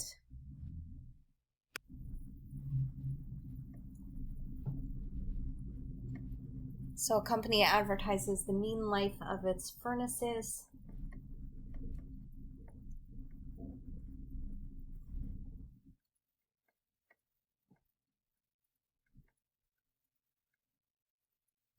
Is more than 18 years.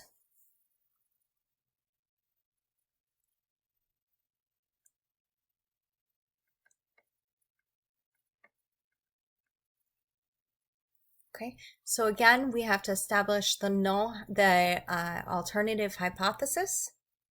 So the alternative hypothesis is the one with just the greater than, less than, or not equal to. This says more than 18 years, so that's the alternative hypothesis. H sub A is greater than 18. Okay, so this is a greater than. Greater than is a right-tailed test.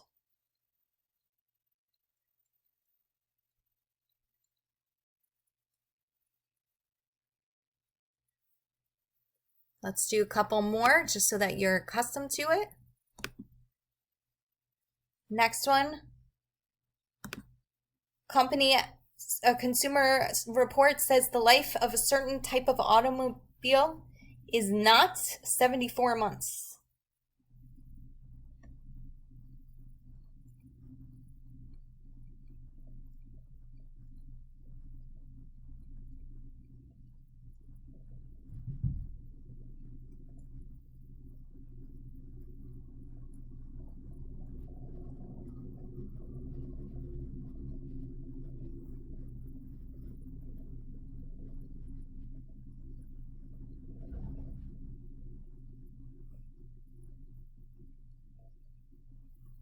So in this case, null hypothesis is the not equal to. This says it's not 74 months, so the null hypothesis is H sub A is not equal to 74. Not equals to is a two-tailed test. And I hope that you're trying these on your own at this point, but let's do one last one. If you haven't tried any on your own, please do this one on your own. So the last one, let's say a realtor publicizes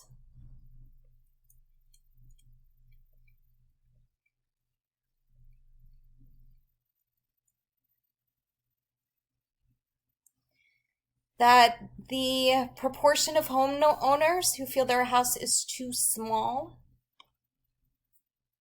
Oh, I'll fix this. Give me one. Let me just finish writing this example. So a realtor publicizes that the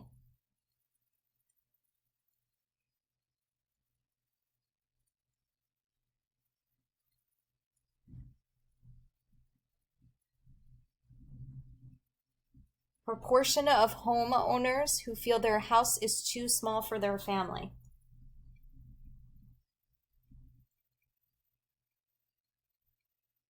is 24%.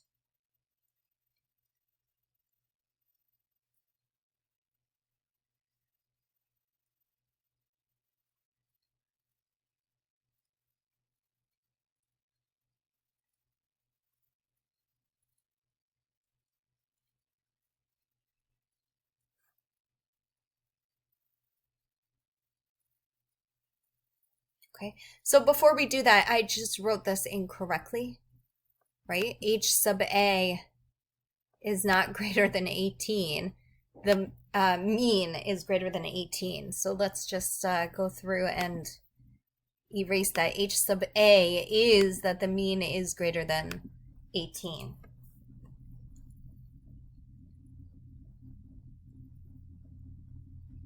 Right? And this one, same thing. H sub A, and this was, I left out the word mean, but this is also mean, and I'll stick in that.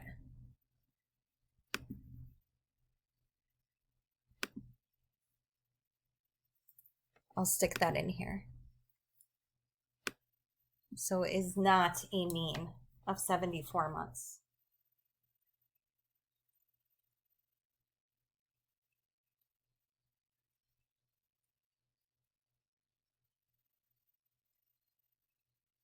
Okay, sorry about that.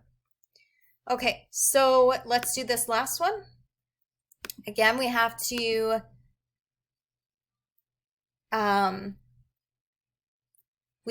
figure out the null hypothesis. And this one says that the proportion, so remember it's a percent, so your test statistic is a proportion. And it's saying that it is 24%. So H sub A in this case uses P.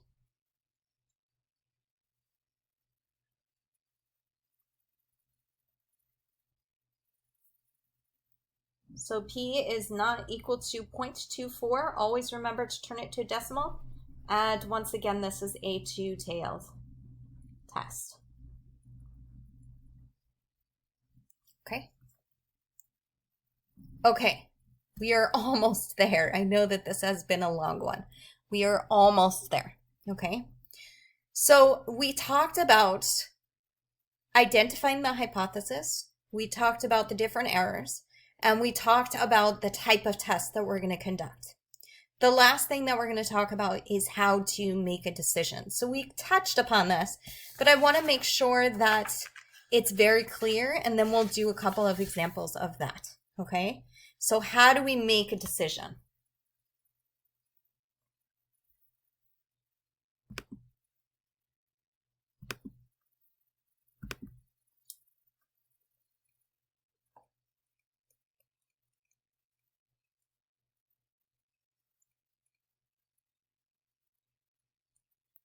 So we talked about this in terms of the level of significance, okay? So we have two different decisions. We can either reject the null hypothesis, or we can fail to reject the null hypothesis, okay? So we're rejecting or we're not rejecting. Now, failing to reject does not necessarily mean that we're saying it's true. We're just saying that there's not enough evidence to say anything else, okay? Think about it as if we're finding someone not guilty, it doesn't mean that they're innocent. It just means we didn't have enough evidence to say that they're guilty, okay? So we have two possible decisions.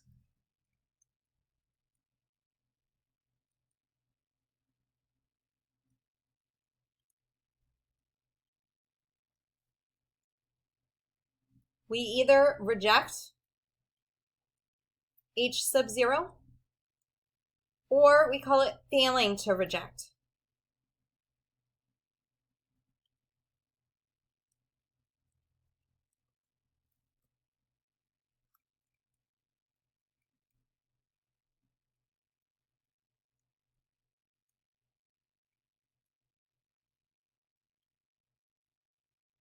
It doesn't necessarily mean it's true.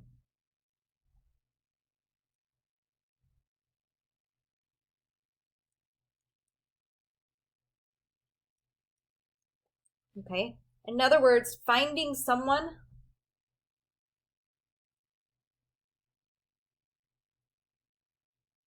not guilty doesn't mean they're innocent.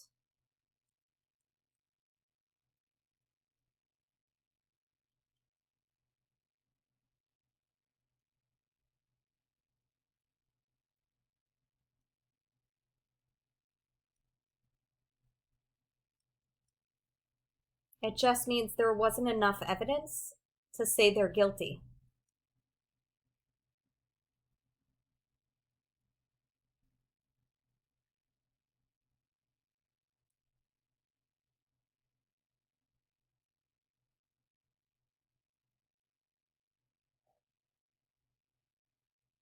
Right? When we are in trials as a jury, it would be being guilty beyond a reasonable doubt. We're saying no, we don't have enough evidence to say that they're guilty beyond a reasonable doubt.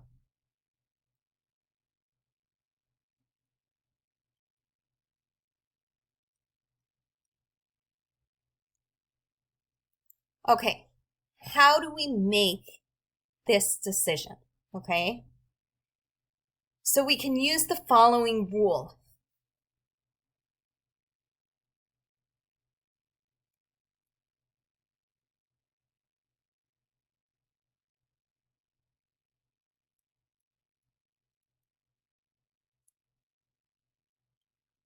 And we've said this before. Okay, if the p-value, okay, the probability of that sample statistic happening is less than or equal to the level of significance, then you're going to reject your null hypothesis.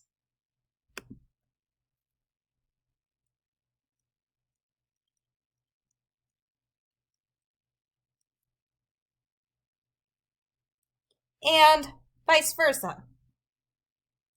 If our p-value, the probability of that sample statistic happening, is greater than the level of significance, so meaning it's going to happen more than 95% of the time, or more than 90% of the time, okay, then we don't reject.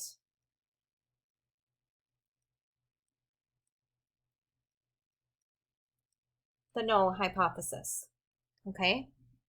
And it doesn't have to be more than 90%. It's more than 5% of the time, more than 10% of the time, more than 1% of the time in some cases. So we're saying if that sample statistic is not unlikely to occur, then we're going to fail to reject the null hypothesis. Okay? Okay, so let's create a matrix just like we did for the type errors, because I think it'll help you in terms of making your decision. Okay, so in this one we have our claim. So your claim is either the null hypothesis, so you're identifying the claim in this one, or your claim is the alternative hypothesis. Okay, and you have your decision.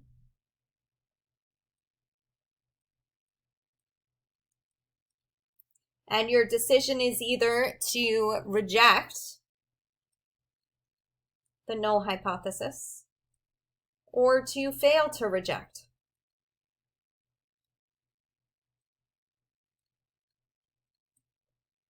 Your null hypothesis. So these are your different possibilities.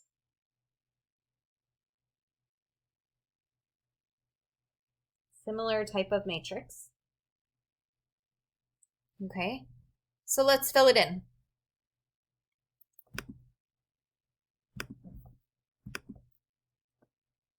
If we reject our null hypothesis, and our claim is the null hypothesis, then there wasn't enough evidence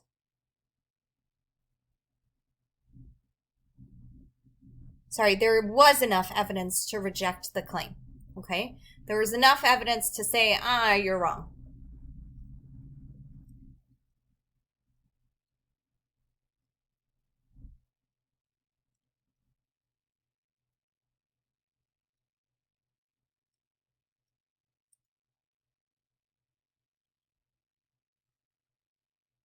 Okay. If we claim something, if we claim the null hypothesis and we don't reject it, then all we're doing is that we're saying there isn't enough evidence to reject it. We're not saying it's true. We're just saying that there isn't enough evidence.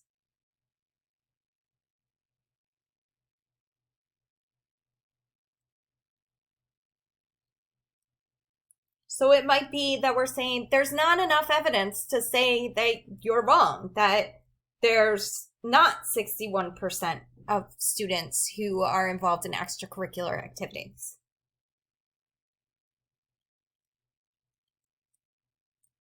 So think of it as how much evidence do we have? Okay. And when it comes to the alternative, okay, when it comes to the alternative, then we're talking about supporting the claim. So if we reject the null hypothesis, there isn't enough evidence, there's enough evidence to reject the claim, which means that we're supporting. There's enough evidence to reject the null hypothesis, which means that we're supporting your claim.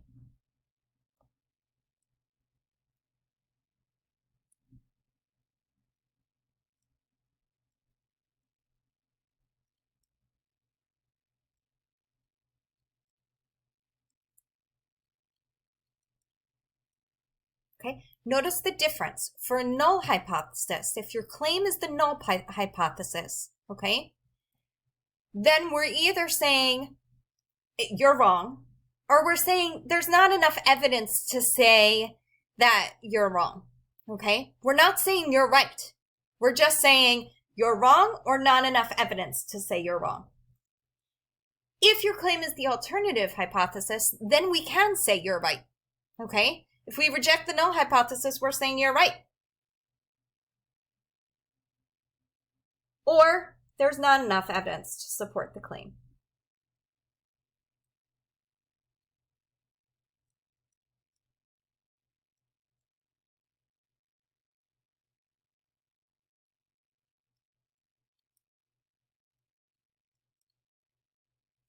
Okay, so if the claim is the alternative hypothesis,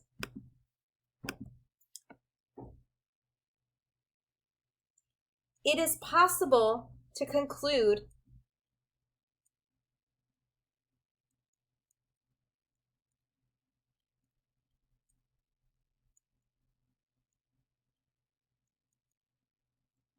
the claim is true. If the claim is the null hypothesis, it is possible to conclude the claim is false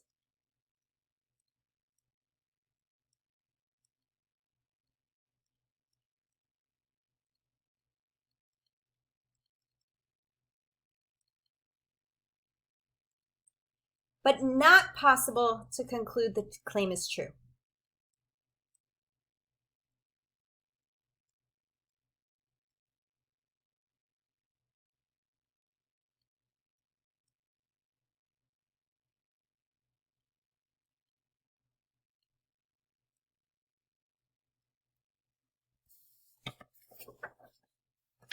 Okay, so what does this mean? This means if your claim is the null hypothesis, okay, we can't say that you're correct, okay? Let's take a couple of examples, and in each one, we're just going to decide what it means if we reject the claim versus if we fail to reject the claim, just to be clear about what this means when we put it into a situation, okay?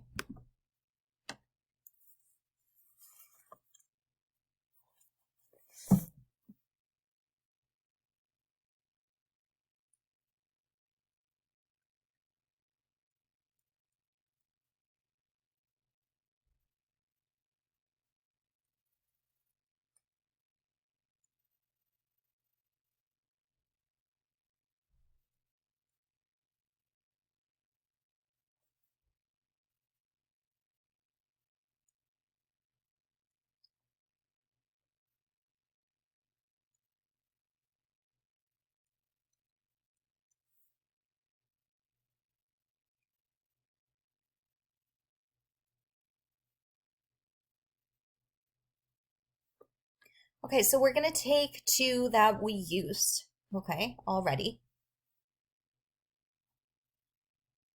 So let's take the school again.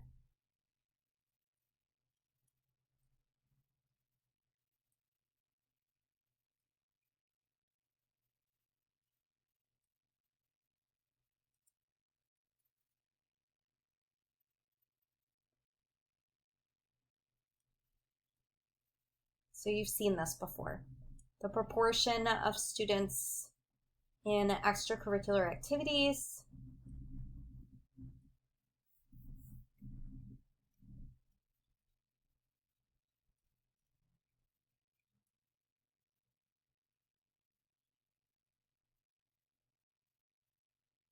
is 61%. Okay, so what is it rejecting the null hypothesis and failing to reject the null hypothesis mean? Okay, so first thing that you have to do is you have to figure out what the null hypothesis is. So the null hypothesis here we already know is that P is equal to 0.61, which means the alternative hypothesis is that P is not equal to 0.61. The null hypothesis is the claim. Okay, so if you reject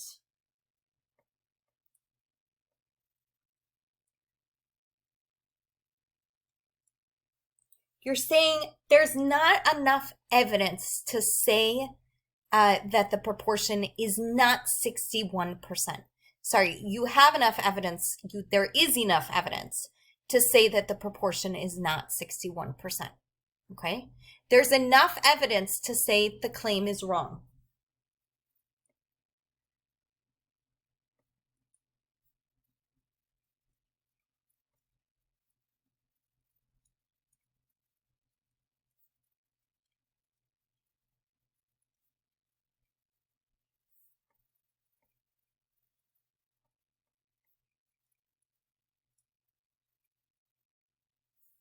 And if you fail to reject,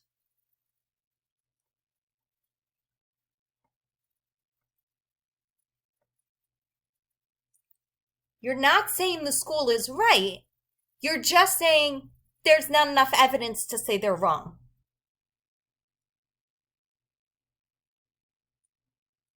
And this is an important distinction.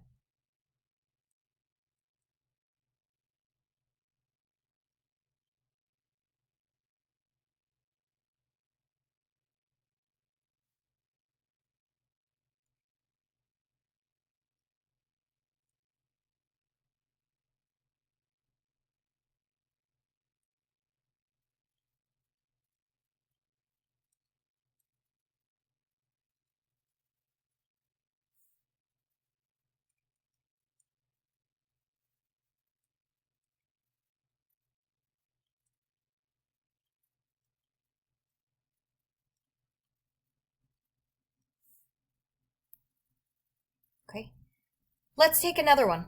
And this one, let's change what the claim is, which one the claim is, so that you could kind of see the difference.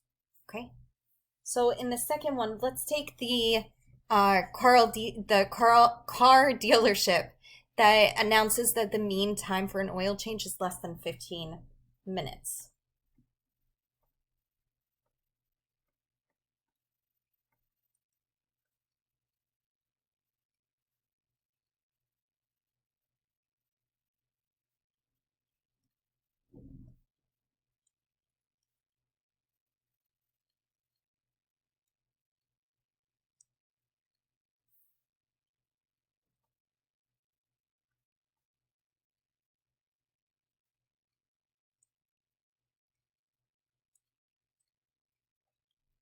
Okay, so again, we have to identify our null hypothesis and our alternative hypothesis.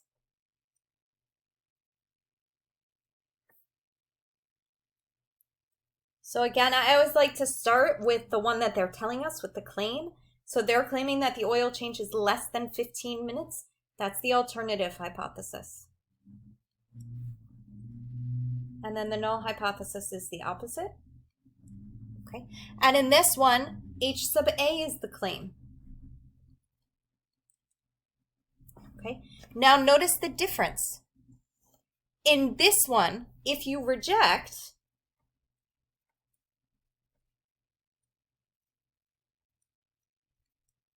what you're saying is the car dealership is right.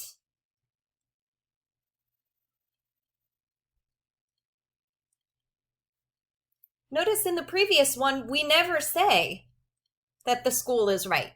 We're either saying that the school is wrong or there's not enough evidence to say otherwise, okay? Whereas this one, you can say that the car dealership is right.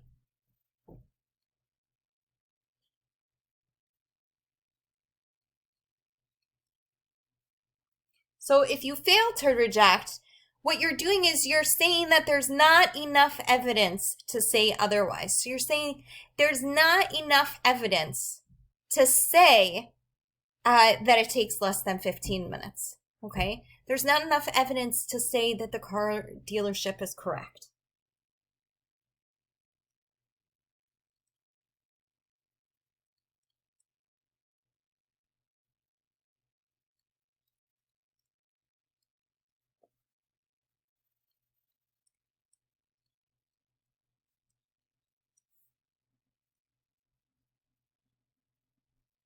You're not saying they're wrong. You're just saying there's not enough evidence to say they're wrong or to say that they're right. This doesn't necessarily mean they're wrong.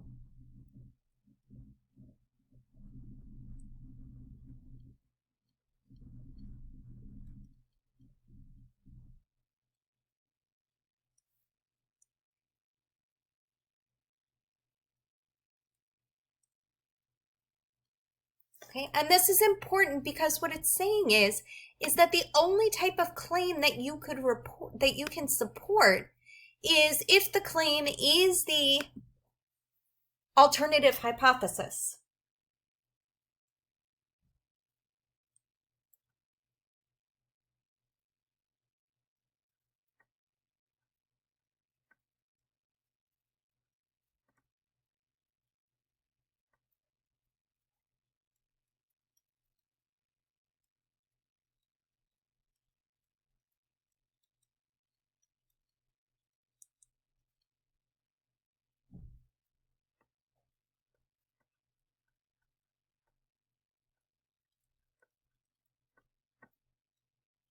And by contrast,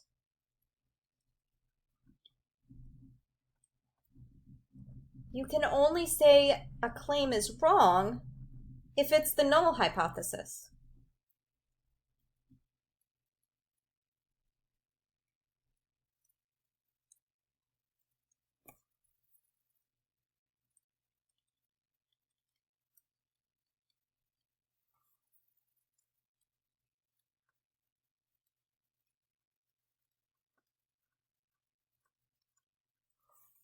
Okay, why is this important?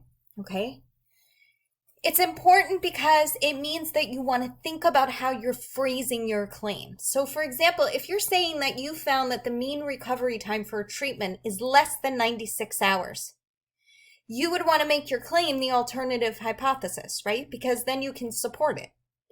Now, if you're on the opposing research team, you would want to make your claim the null hypothesis so that you can reject it.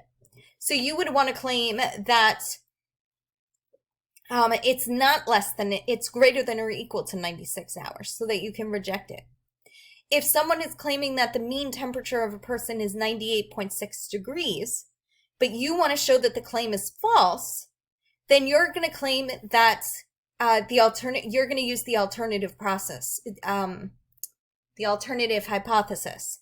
You're going to say that the mean temperature is not equal to 98.6 degrees. That will be your claim, as opposed to saying that the mean temperature is 98.6 degrees. Okay, so the way that you make your claim is going to depend on who you are.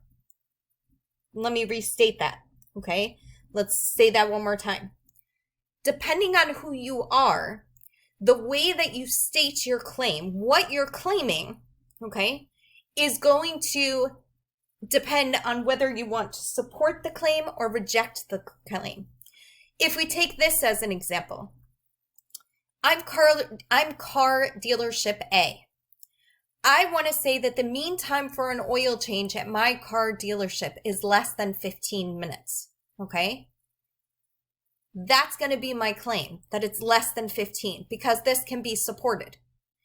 If I'm the opposition, I'm car dealership 2, I want to do the opposite because I want to be able to say that the claim is incorrect. So I'm going to claim that car dealership 1, that the mean time for the oil change is greater than or equal to 15 minutes. Is less than or equal to 15 minutes, because then I can say that it's wrong, okay? I want to be able to say that the other car dealership is wrong, okay? So the way that I state the claim is going to depend on who I am. So if we go back to the opposing research team, I would want to make the claim as the null hypothesis so that it can be rejected, okay? So if we're saying that the mean recovery time for treatment is less than 96 hours, if I'm somebody who is for that treatment, okay, I want to prove it correct. So my alternative hypothesis, which is the support, is going to be that the recovery time is less than 96 hours. Okay, that will be my claim. If I'm on the opposing research team, I'm going to say that I'm going to make the claim that it's greater than or equal to 96 hours. I'm going to make it,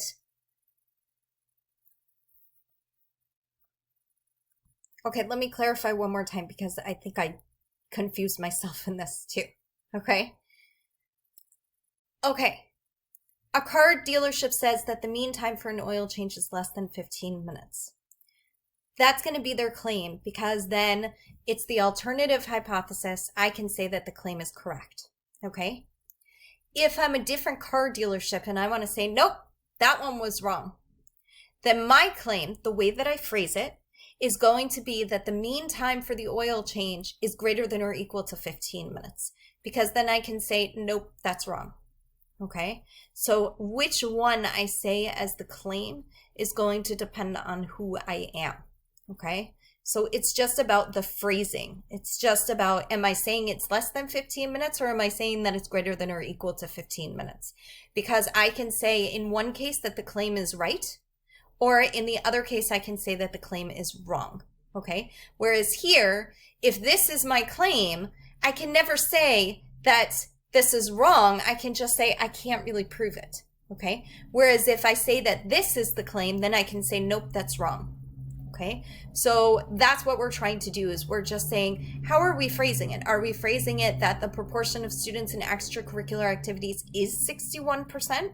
Okay, because in that case, I can say, nope, that's wrong. Or am I saying that the proportion of students is not 61%? Because if I say it's not 61%, then I can say, yep, that's right. Okay, so it's not about changing what the hypotheses are, because it's always going to be the same. One is going to have an equals, one is going to have a not equals, right? The null hypothesis always has an equals. The alternative hypothesis never has an equals. It's just how I phrase it. Am I phrasing it so that my claim includes the not equal? Or am I phrasing it so that my claim includes the equals? Because in this case, right, we can never say that the school is right. Their claim is not a good claim. They should be claiming that it's not 61%, okay? Because then we can say the school is right versus saying, hey, the school is wrong. So we can only support an alternative hypothesis.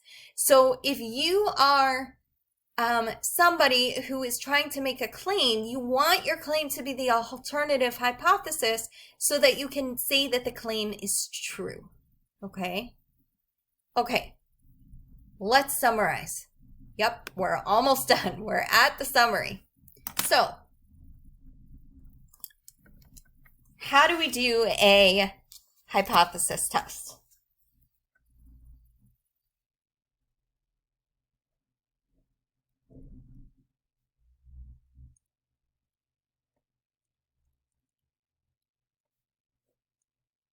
Okay, so we're talking about a hypothesis test, and then how do we do it?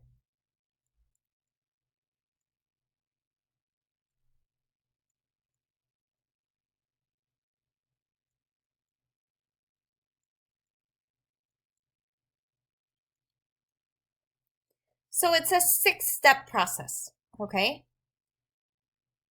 First thing that you're going to do is you're going to identify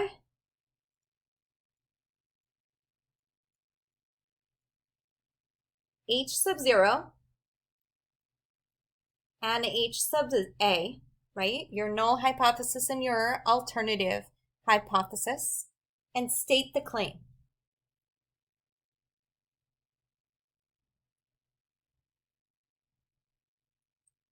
Now, after this lecture, you should be able to do this, right? So H sub 0 includes equalities. H sub A does not.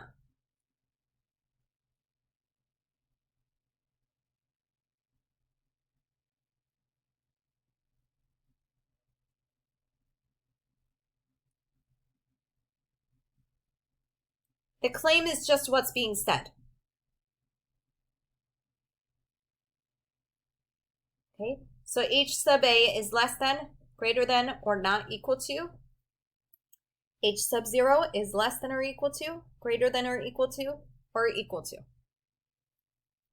Second thing, you're going to specify the level of significance. How likely is it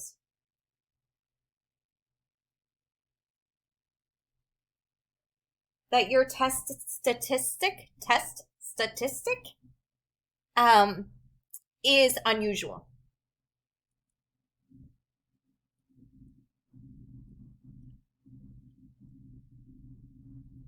Okay, this is really given to you. It's going to be told to you. Otherwise, it's a decision that you're making.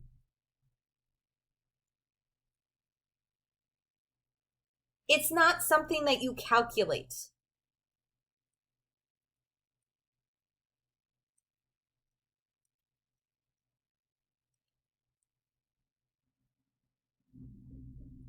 So consider this part done. Okay, we haven't dealt with this at all because we haven't actually performed a hypothesis test. Okay. Then we're going to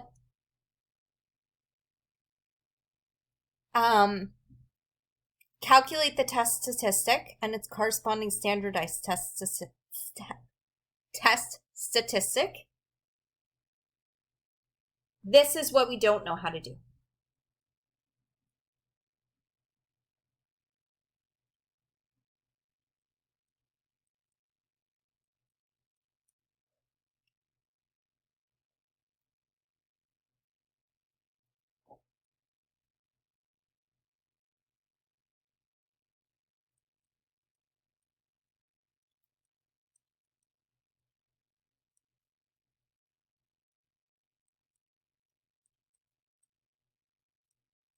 I mean, we know how to do it, right? Because it's the sample. It's kind of already done for us, okay?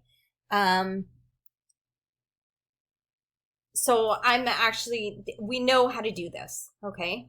So this is taken from your sample.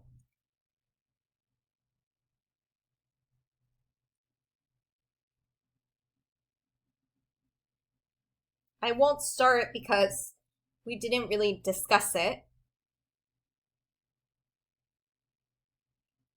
Okay, but it's given to you, okay? It's like where it's either something that you do like flipping when you toss a coin, how many heads do you get in your sample? Okay, it's the same type of thing.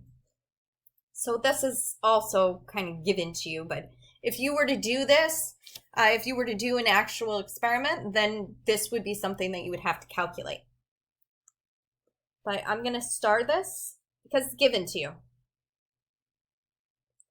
Okay. Now you're going to find the p-value. So we find the p-value, so we need to determine the type of test.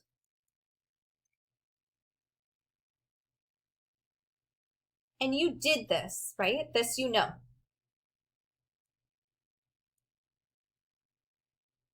This is your left-tailed, right-tailed, or two-tailed.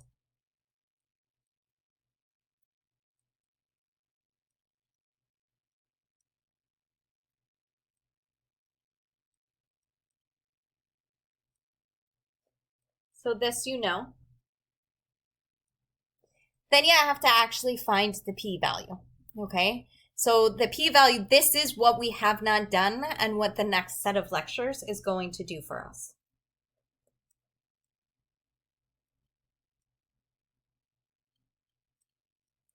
Okay, how do we do this? We use the z-score or we use the t-value.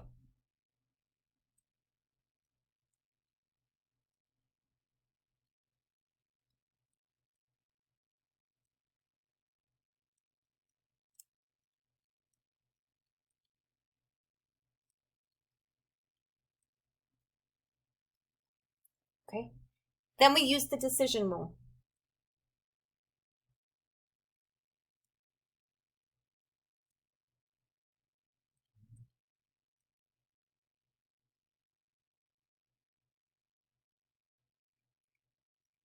So we've actually done a tremendous amount in this lecture because the only thing that we haven't done is the actual calculation. But we've determined how to determine the hypothesis.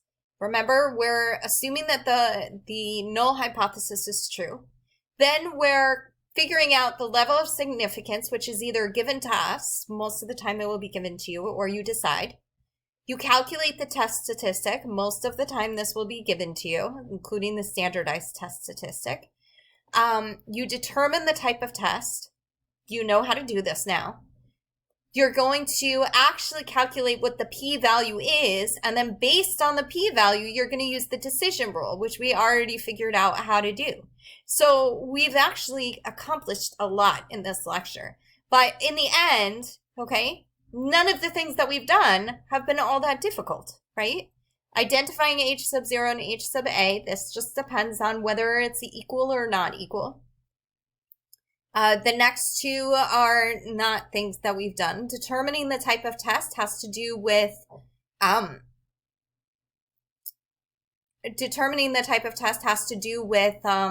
your alternative hypothesis, whether it's greater than, less than, or not equal to, okay? And using the decision rule is based on that metrics. And the only other thing that we have is what types of errors could actually happen, okay? And that isn't included here because we're not going to know what the error is. We can say afterwards that there's a type 1 or a type 2 error, but only if we know what is actually true. And if we don't know what's actually true, then we're never going to know what type of error there is. Okay, so that's it. And again, in the future lectures, we're going to be talking more about calculation.